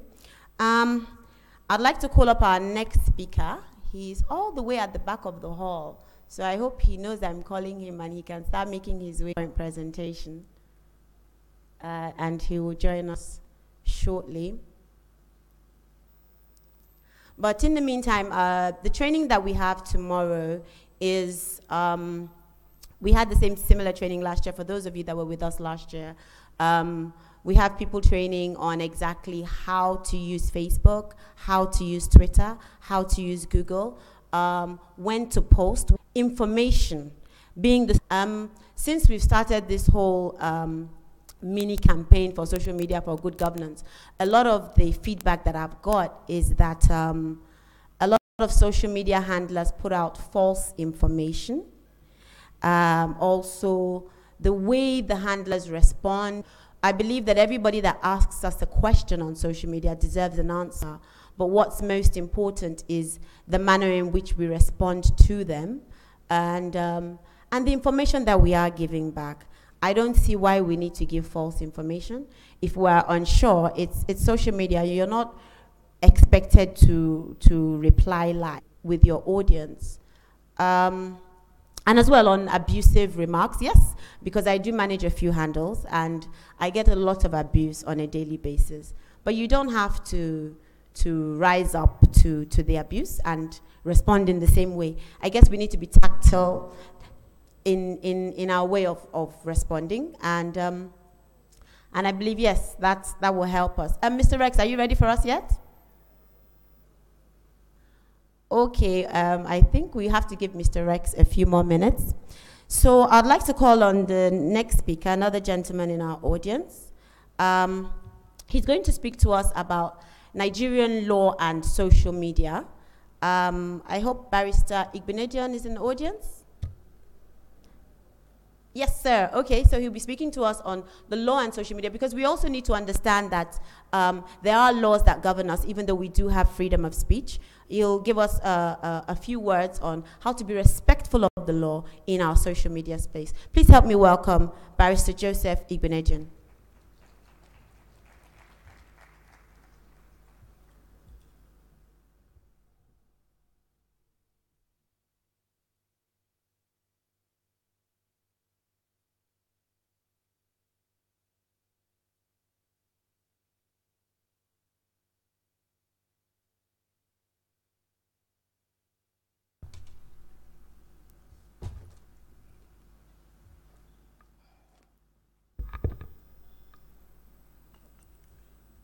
Hello, thank you very much, Kemi. Ladies and gentlemen, good afternoon.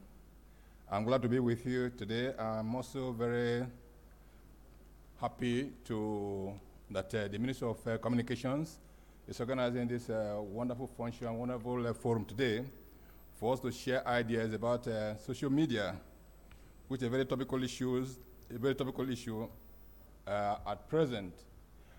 Before I go on, let me make a few corrections about my name on the program.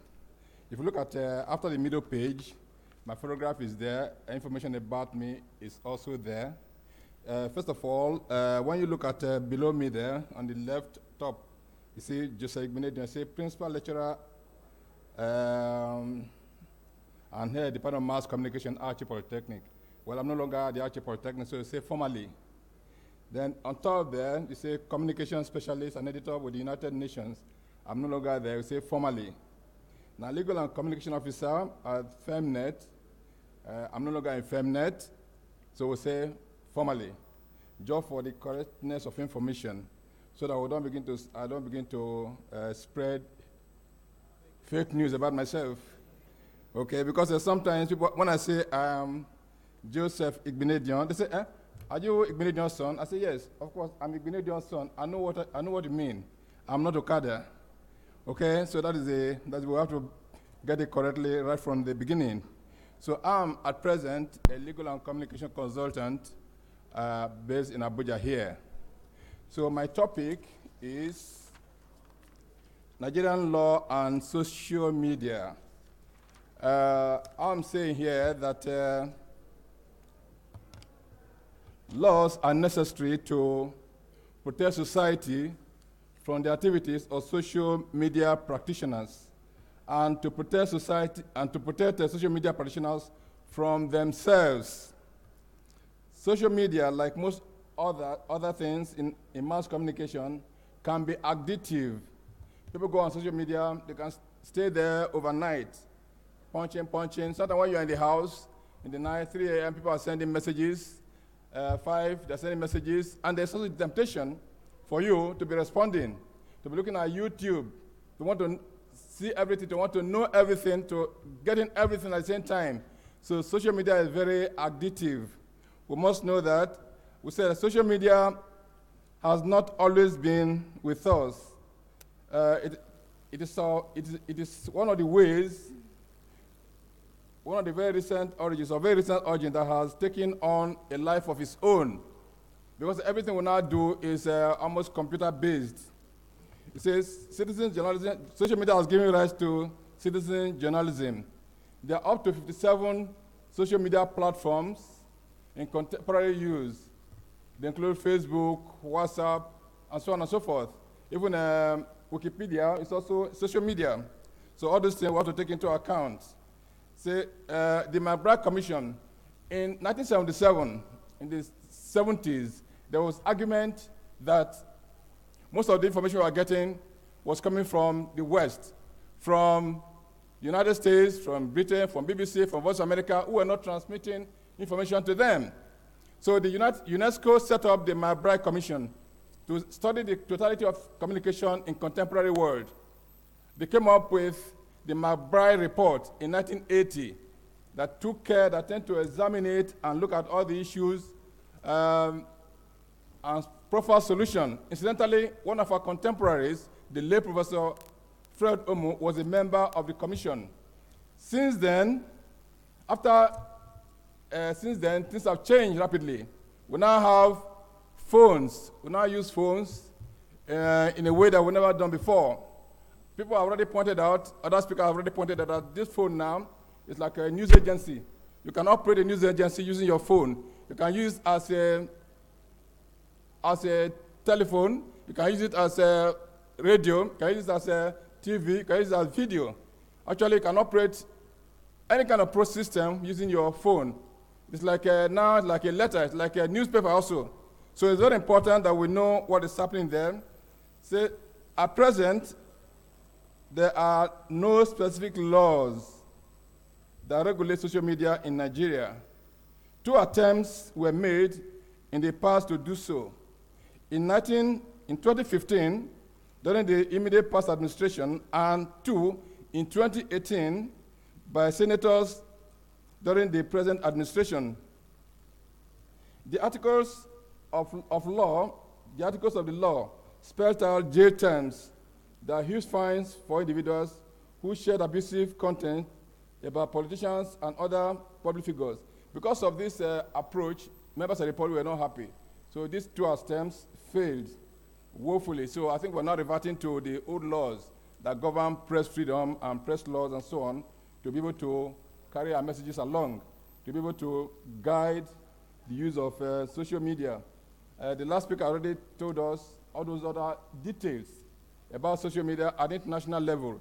We're not too much involved in defining those policies.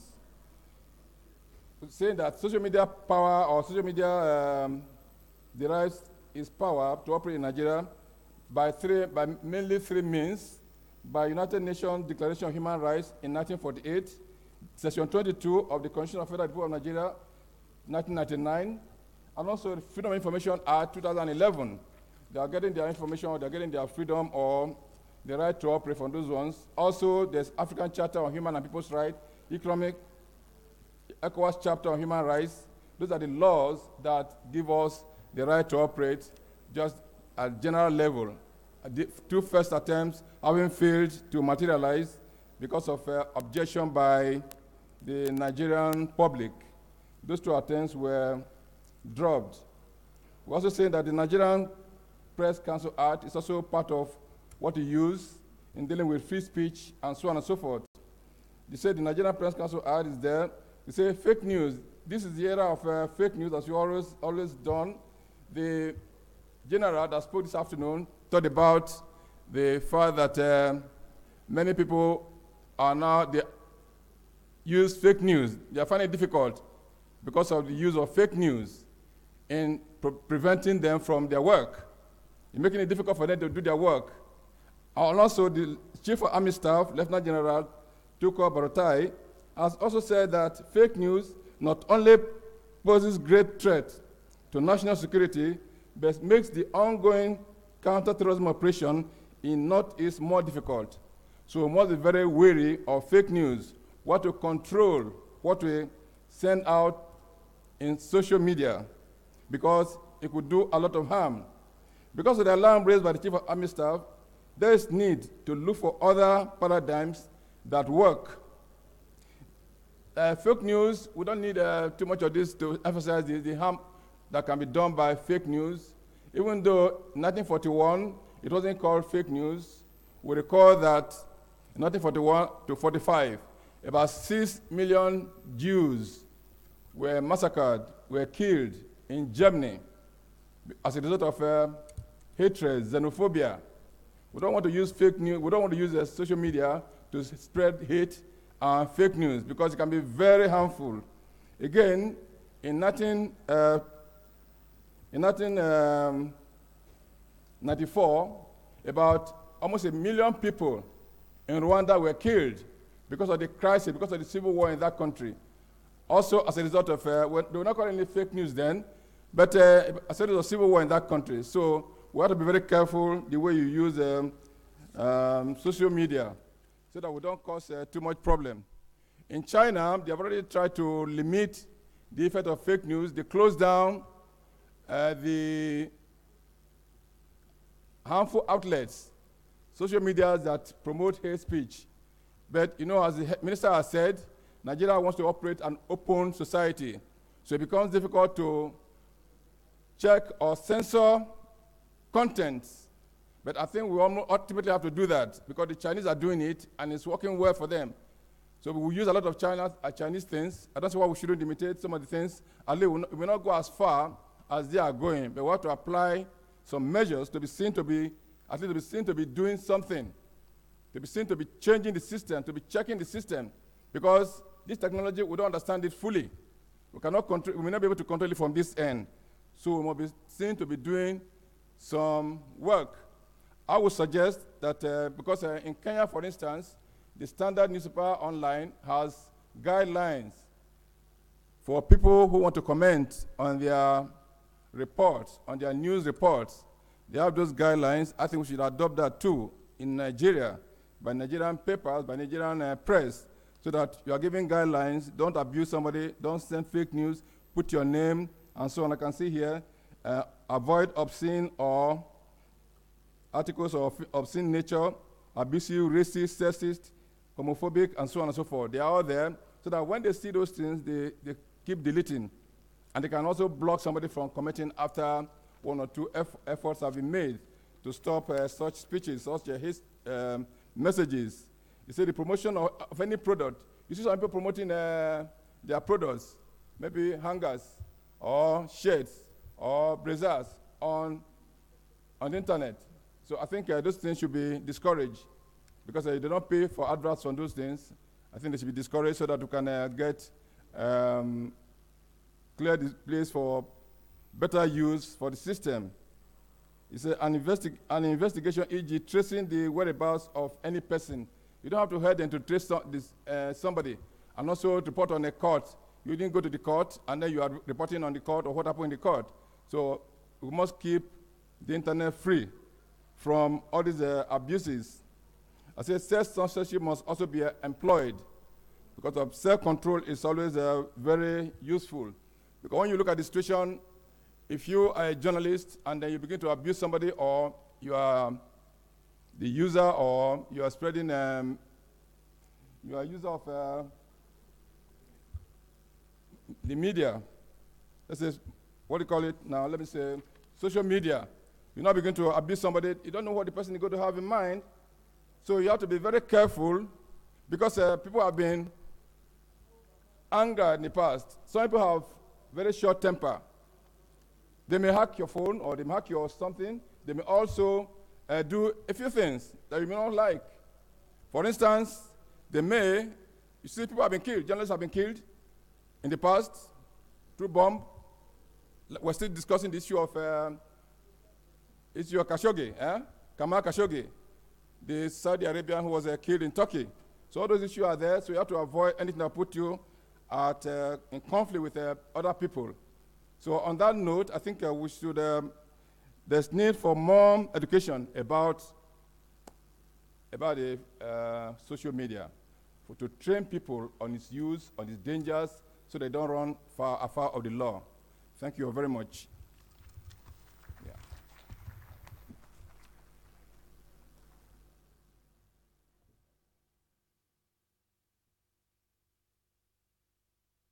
Please, another round of applause for Barrister Gbinijan. Thank you so much. So we know that there are a lot of laws in Nigeria that govern our use of social media. It's very important that we are abreast of these laws, and it's also important that we adhere to them, because we are the persons for Nigeria in general, not just our organizations, as well as for ourselves and for our homes. The onus is on us not to misrepresent ourselves, our homes, or our organizations, our communities. If we're able to get it right, I believe those coming behind us will also follow suit. So once again, I'd like to invite Mr. Rex to come up to the stage to give us a speech. I believe he's speaking on the weaponization of hate speech in social media. Please give Mr. Rex a round of applause. We can do better than that. Are we tired? After Mr. Rex, we'll have a panel discussion for questions and answers, and then we're good to go. So you only have a little while longer to go. So please, a better round of applause. Thank you so much.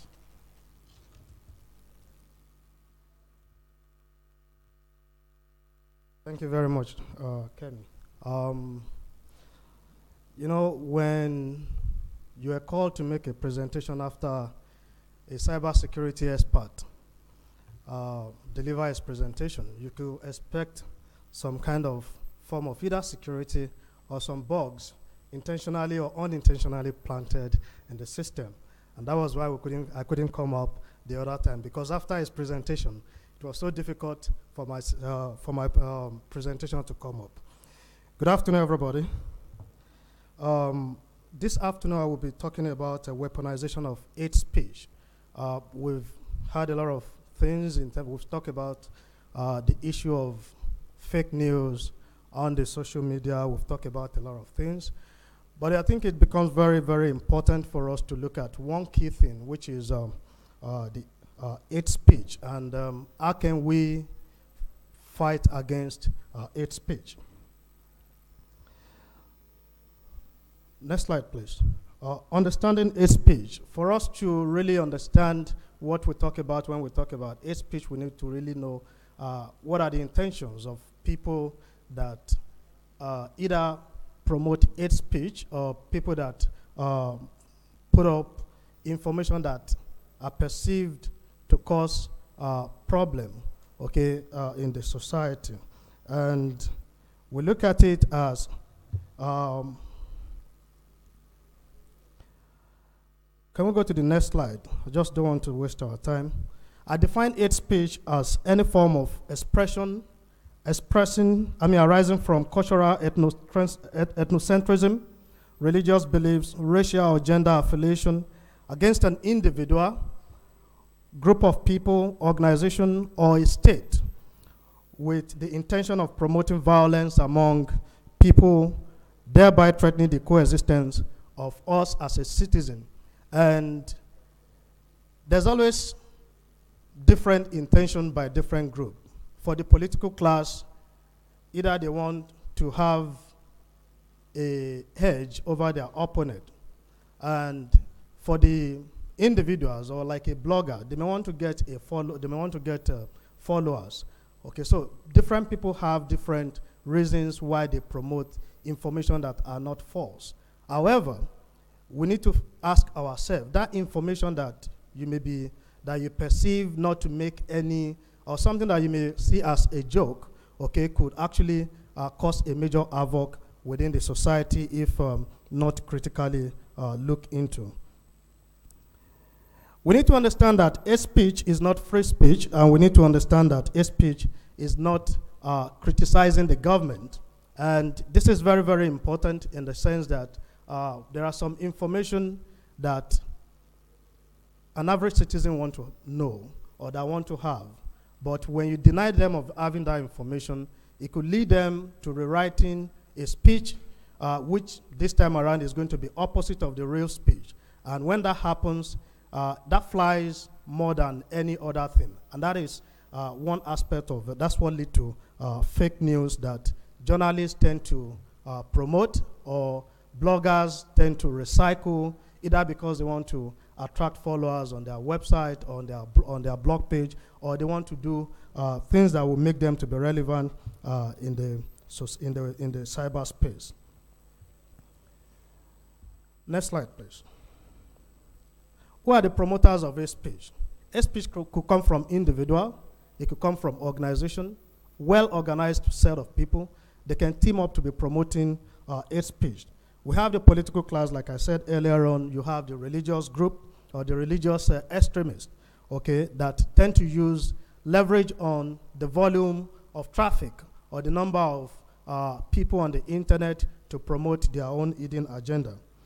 And when this happens, if not well monitored, if not well analyzed, to be able to checkmate it, it could actually cause a major problem within the society.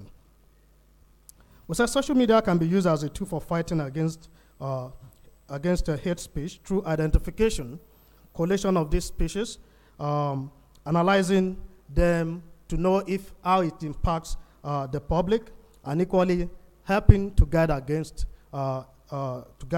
such occurrence in the future.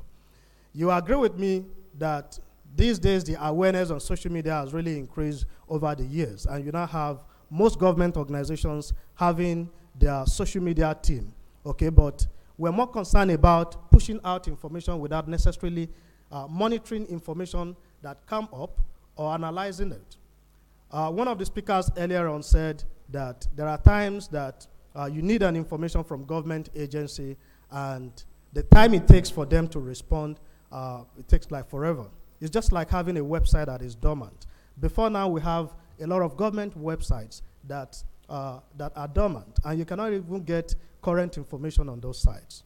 Now, when people now send a request with the freedom of information, good, okay, and you send a request, and if the law says within 2 weeks or within 7 days, okay, you need to respond, okay, and you fail to respond, you force that person to go ahead to write his own version of what he perceived to be the truth, and which oftentimes is not always the truth.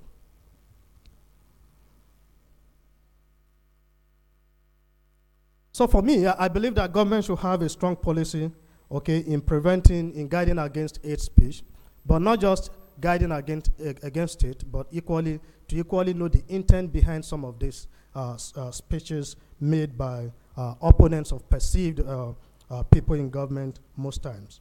The social media monitoring team need to analyze false information that are being pushed out to the public, to know the intent, and also to know the people behind it.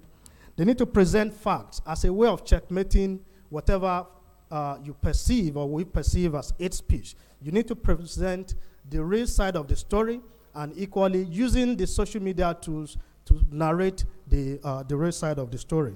And you have a lot of social media influencers. Unfortunately, a lot of social media influencers tend to look for avenue to either attack their opponent or go against people one-on-one. It shouldn't be a war thing, but rather it should be a way of analyzing, and equally, possibly that person that equally make the hate speech may not even know why he's making it, or may not even understand the gravity of what he's doing. So by inviting such a person, sitting them down and letting them to see the true story, and equally pushing it to the public at the right time, it is very, very important that we need to have our information being accurate and being timely enough to convince the citizen in terms of what they need to know on issues that threaten our unity. So in conclusion, we need to understand that hate speech is not free speech. Free speech and freedom of expression has always been a hallmark of what makes democracy thrive. However, we shouldn't see it as an avenue to now say, okay, because I can say whatever I want to say without having a feeling about the next person that is going to read that document, or that is going to read that speech, or that is sitting next to you, okay, it could be a major problem. Because the information you push out there, first you need to put yourself in the shoe of somebody that is going to read that message and know how he's going to interpret it. There must be continuous engagement by all stakeholders at all levels. And this is very, very important for the social media handlers in most of the organizations. It is very, very important that when you perceive any speech as hate speech, okay, and you are sending the signal, there's always a group of people that organize themselves that belong to that particular sector. It's always good to engage them and equally show them the facts, because they will go ahead to be able to, to convince the people out there. And we need to take it beyond the social media space alone. It is good because you have a wider and larger number of people to reach out to. We equally need to understand that when information goes out, okay, like the Rwanda genocide that the last speaker talked about, when information goes out, for some people, they may see it immediately. For some people, it may take them like 2 days to see it. And for those people that have seen it immediately, they may narrate the story to people that didn't read that information immediately in their own way. And when they narrate it to them using their own, their own understanding, those people that didn't even read what was pushed out, they have a different meaning to it, and they create a negative opinion about it. There must be continuous engagement. Social media influencers and all stakeholders must refrain from engaging in hate speech and do not condone it. One thing is for you to promote it, one thing is for you to condone it. So if you know that this is going to threaten the unity of the country, then immediately it comes to you, you should be able to fight against it. And finally, government must do more engagement with the citizen by making governance a two-way thing. A two-way thing in the sense that you don't wait until when there's a problem before you enlighten the citizen on what they need to know.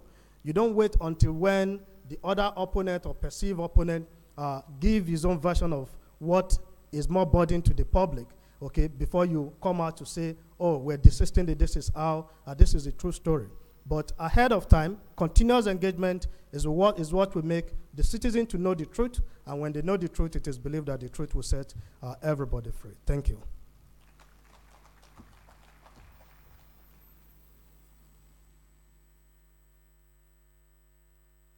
Please, another round of applause for Mr. Rex, thank you. I've asked Mr. Rex not to go because he's joining us on the next panel discussion. Please take a seat on the panel discussion. Okay, so we're almost done. We've come to the final part of today. We've decided to have it this way so we can let you go very early. I hope that works for you guys, right? Okay, so where we're at now is a panel discussion, social media for good governance. What we want is your takeaways from everything you've heard today from all our speakers. Any questions you might have, any comments you want to put across, this is the time to do it. We're going to call a couple of people up to the stage. I'd like to call Mr. Tolu Ogunlesi. He will be moderating this session on my behalf. Mr. Tolu is the special advisor to the president on digital and social media. We have Mr. Rex, who's just finished speaking. Unfortunately, Mr. Jabba had to leave us, but I'll answer any questions that you have for him. I'd also like to call Mr. Ajijola to please, yes, please, sir, please come up to the panel discussion. Yes, we might have some questions for you, sir. I'll also like to call Dr. Joby. Dr. Joby is an expert in social media in the medical field, so he hasn't.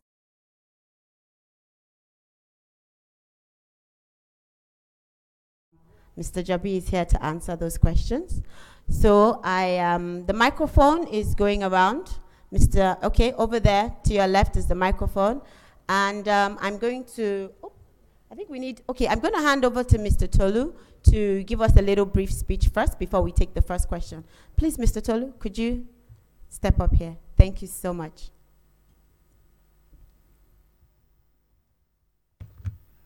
Good afternoon.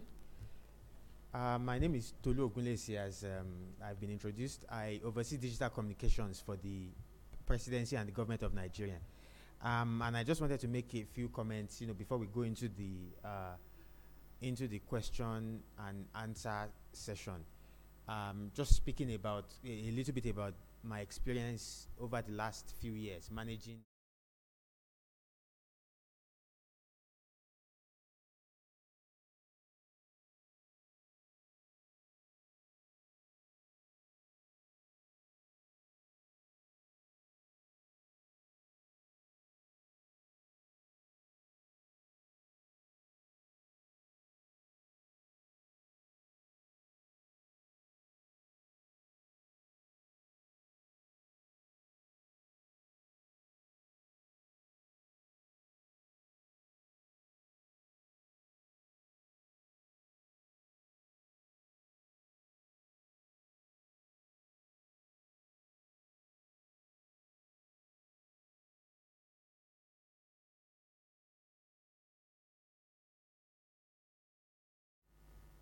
Because by US law, all of that information is government information that is supposed to be archived. So the handle that used to be called, the handle that is called POTUS, that's the US president's official handle, was actually archived completely.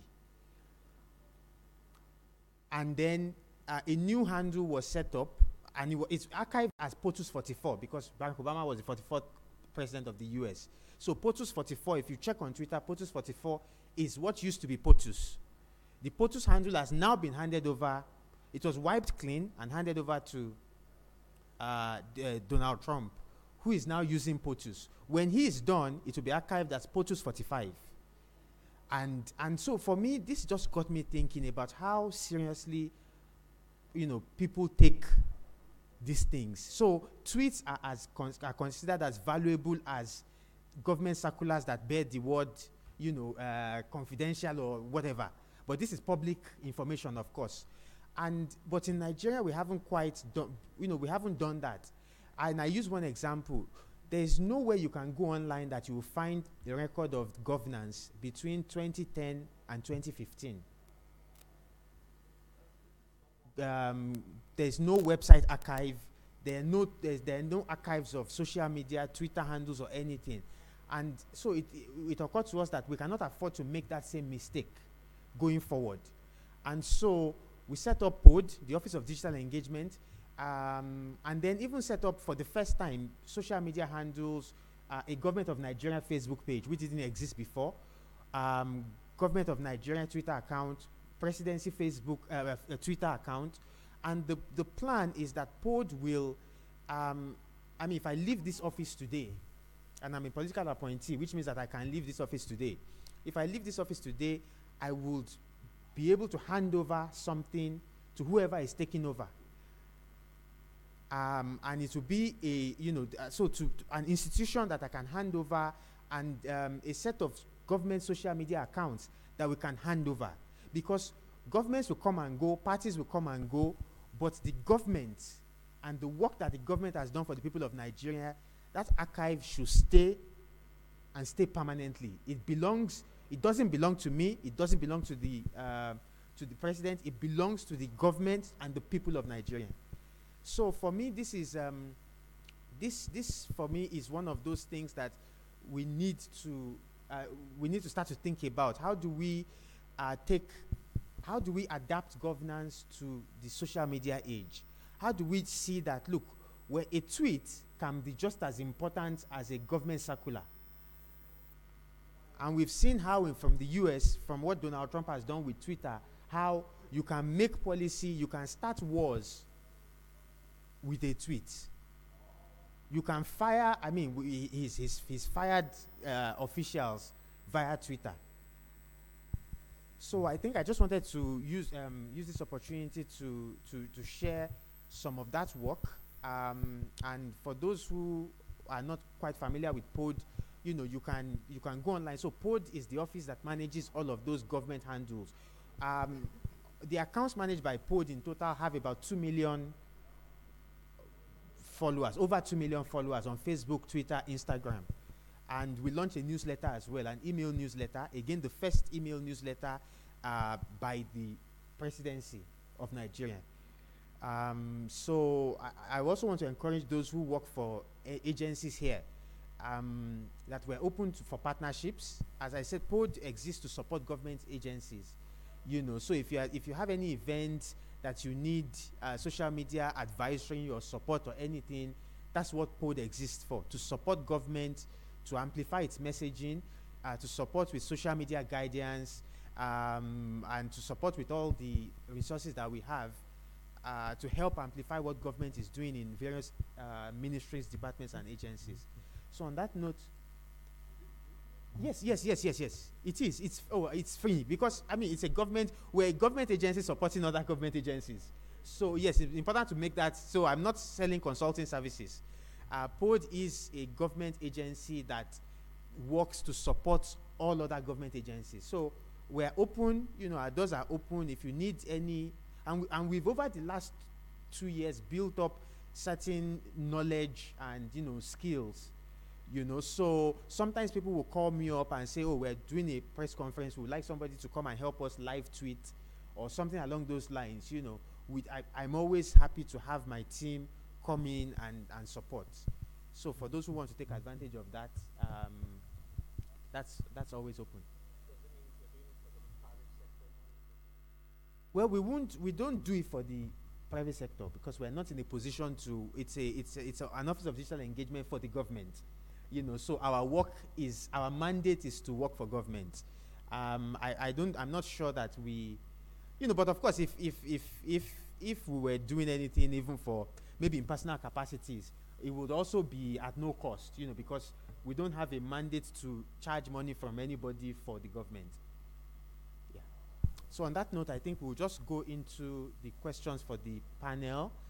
I don't know if anybody, okay, so the mic, yeah.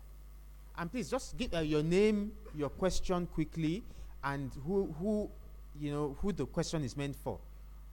Or if it's an open question as well for anybody who wants to take it, let's know. My name is Ahmed Jibrin Musa. I represent Azurfin Corporate Outfit. Actually, my question goes to the title, Social Media for Good Governance. As a matter of fact, I believe we are quite aware of e-governance, and which every one of us here, we know what e-governance is all about. But to be realistic, the issue of e-governance in Nigeria is still like a thing of 5% out of 100, as we all know. Because if I may give a case study of what we are going through At the moment, you find that if you're trying to bring up a project that is going to comprise interconnectivity between the MDAs, you find this MDA will have to tell you that it has a bottleneck bureaucracy that you have to go through. So these are things that we need to look inward, how to go about it, to make accessible to government data and information to the public sector in terms of handling projects that we can be able to authenticate where information are coming out from and retrieve any information that is not, in accordance to what the government wants. So it's a platform actually that is a good step for this step that we're taking. But what I'm trying to say here is, can we also have a kind of a platform whereby the private individual that are into ICT can have access to government, organization to bring down their activities on electronic platform? That's my question. Thank you very much.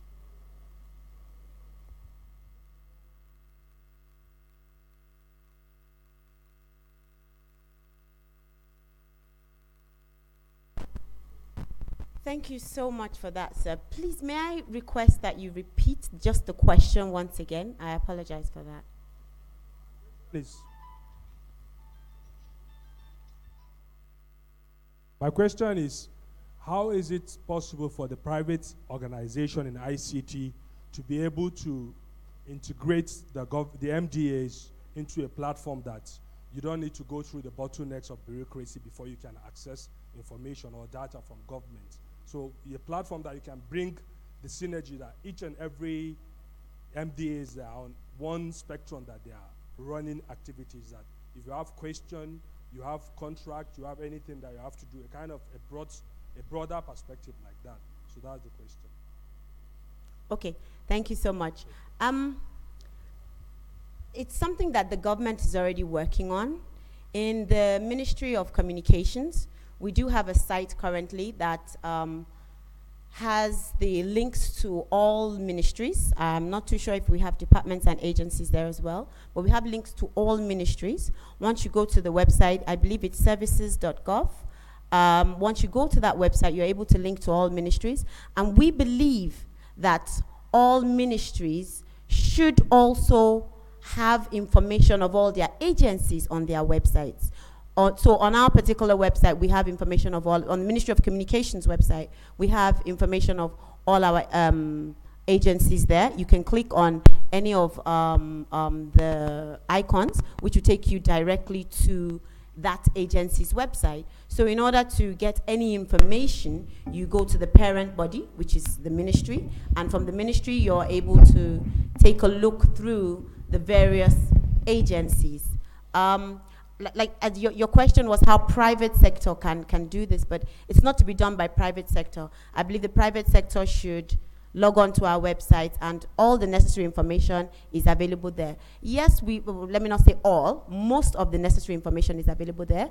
We are working to enhance these services, but at the moment, I believe we are very, very far from where we were last year, and by next year, I believe we'll be getting a whole lot better. I hope that answers your question.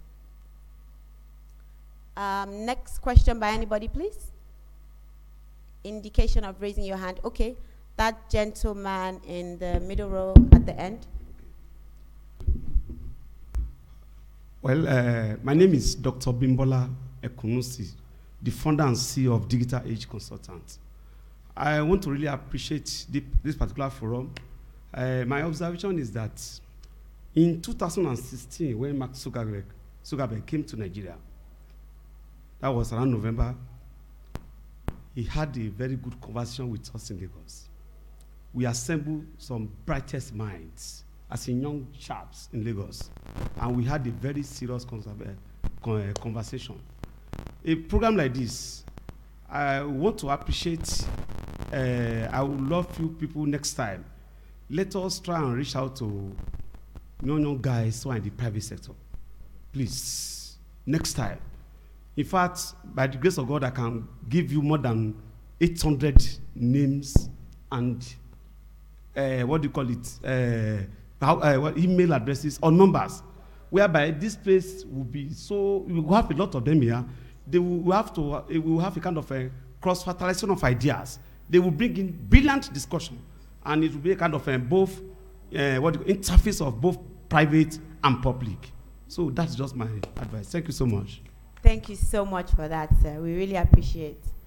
So yes, the next time that we're having this, we would please ask of you to invite necessary people, both public and private, to please be here and join us in this conversation, because we do feel that it is a very, very important conversation, and we cannot do it alone. The government cannot do it alone. We definitely need the input of the private sector. Okay, the next question, the gentleman in red, please.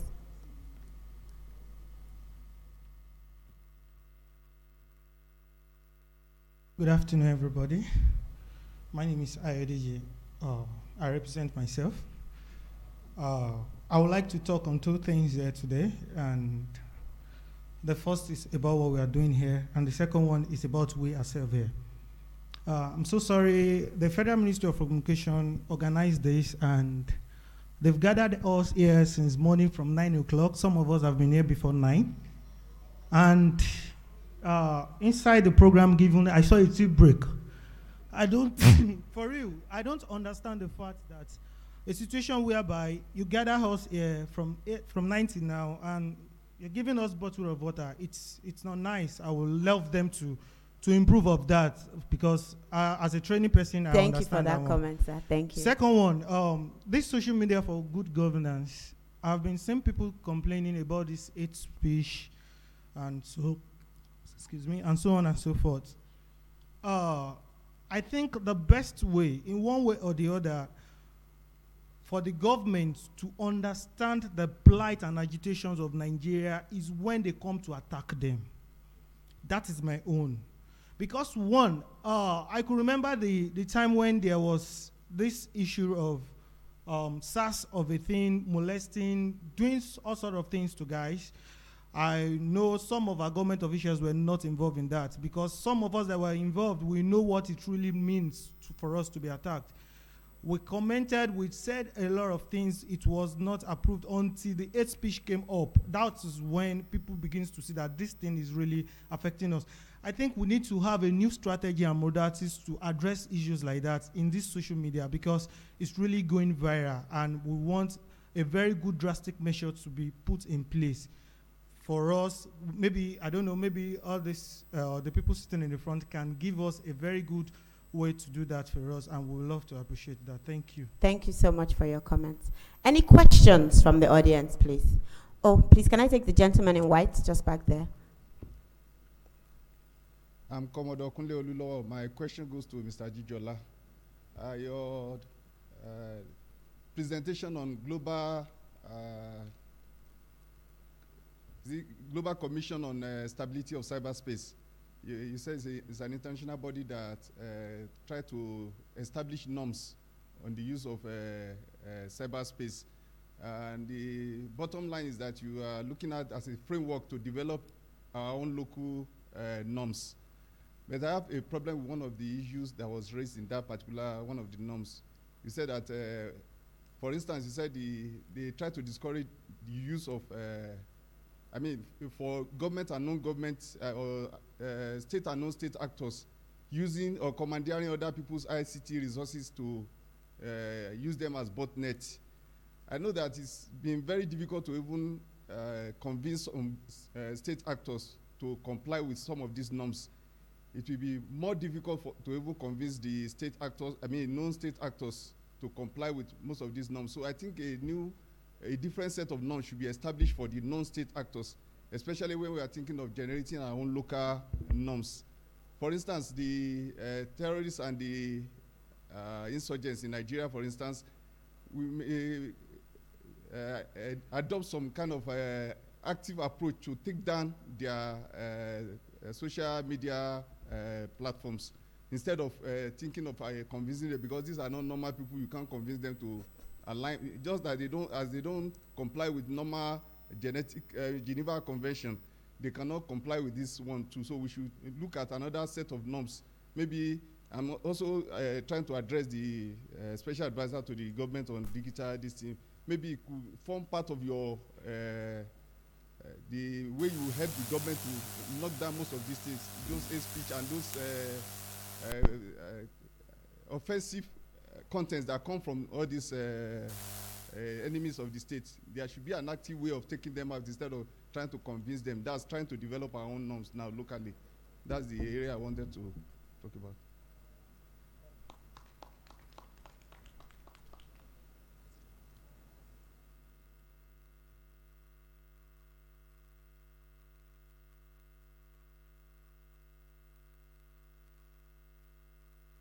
Commodore, I think it's an excellent set of observations you have made. However, you know, you have to look at norms. For example, you have the 10 Commandments. Thou shalt not kill. Thou shalt not steal. People still kill. People still steal. So it's not that norms once established will not be contravened. But like I said in my intervention, once you have the norms, first of all, you have established a line to say you shouldn't do this. Then you can also establish, because you have drawn that line in the sand, that you have gone over it by this extent. You can begin to measure. Now, when you talk of some of these particular groups, you see, what is good for the goose must also be good for the gander. You cannot set a norm, for example, for Boko Haram and not set the same norm for the army. Okay? But the issue is that what some of these groups are doing, by any measure, is criminal.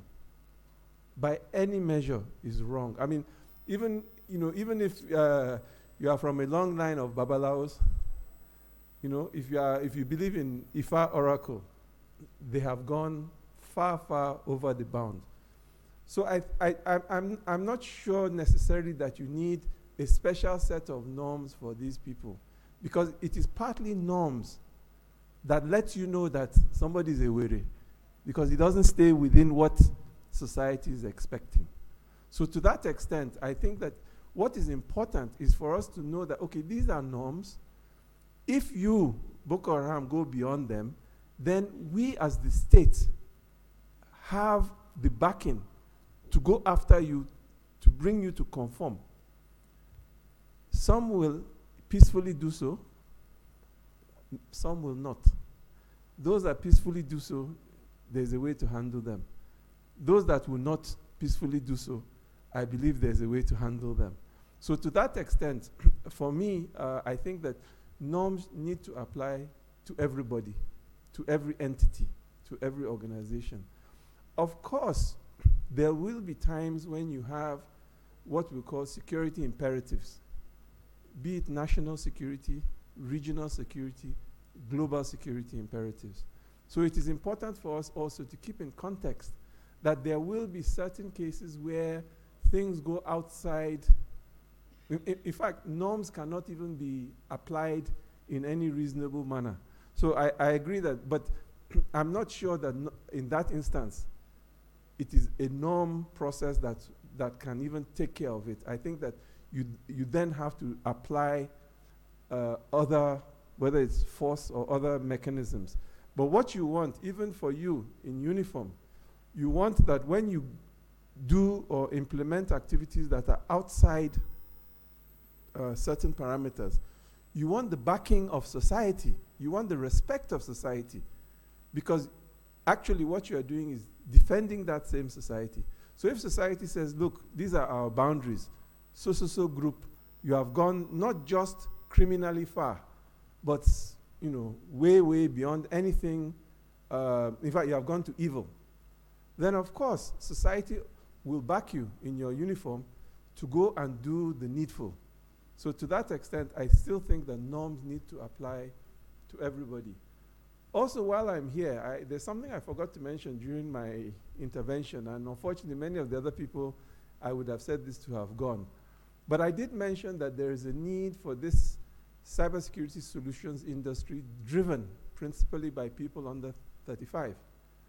Now, I'm sure many of you realize I'm not part of that below 35-year-old group. So what happens to us? And this is important. Many of us because of partly our age, but more importantly, our experience and exposure, are the people to be your mentors. We are to mentor those new companies. We are to mentor those new innovators, those upcoming entrepreneurs. So we have a role. What kind of mentoring do we need to provide? Personal mentoring. There are some people as startup entrepreneurs, you know, they go to the bank manager, even the way they dress, you just say, this man is not getting any credit from this bank today. But also, there's organizational mentoring. Somebody is a programmer, and they feel very strongly, you know, I have 3 programmers, I need to employ another one. You have to say, oh boy, hold on small. Why don't you employ a bookkeeper? Why would I want a bookkeeper? Well, if FIRS checks your books and they are not in order, that company will die, because by the time they land you with a tax bill, these are the things mentors bring to the table. And finally, what a mentor brings to the table basically is, in many cases, institutional experience. If you have been around the block, you know how to approach this, what works here, what may not work, so you can provide contacts and connections, what you call social capital. And particularly to the gentlemen and a few ladies that are still here that are in uniform, you will not be in this uniform forever. You will retire. You will leave the system. So let me let you know in advance. Let us work together, build this ecosystem. By the time you are ready to leave, you will be able to be one of those mentors. You will be, because of your experience. So there's something in it for each and every one of us. And even my brother from government. And by the way, to the guy who talked about government, I'm not government. You are not government. Okay, Rex? You are not government either. So at least, even just on this podium here, I think the majority are non-government. So I think we should give a round of applause to the organizers. They have included, maybe we need to include younger private sector and more women. But government, I think, is a minority with us. Thank you.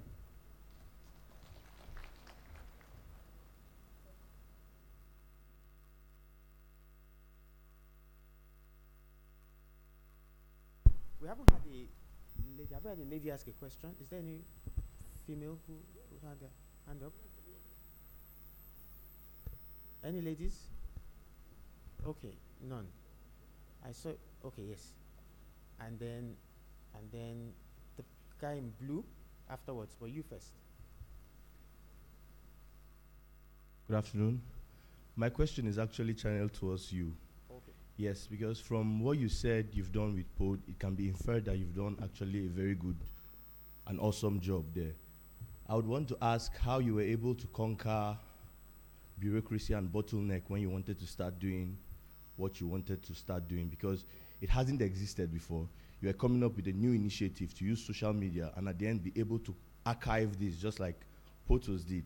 So how were you able to actually pass the bureaucracy and the bottleneck, and how you were able to achieve what you achieved right now? Well, yeah, it's a good question, but let me first say that it's an ongoing thing, you know, and I think there's often one idea that, you know, that people get, that the bureaucracy or the civil service is an obstacle, which is not, I mean, from what I've seen, which is not exactly a correct notion.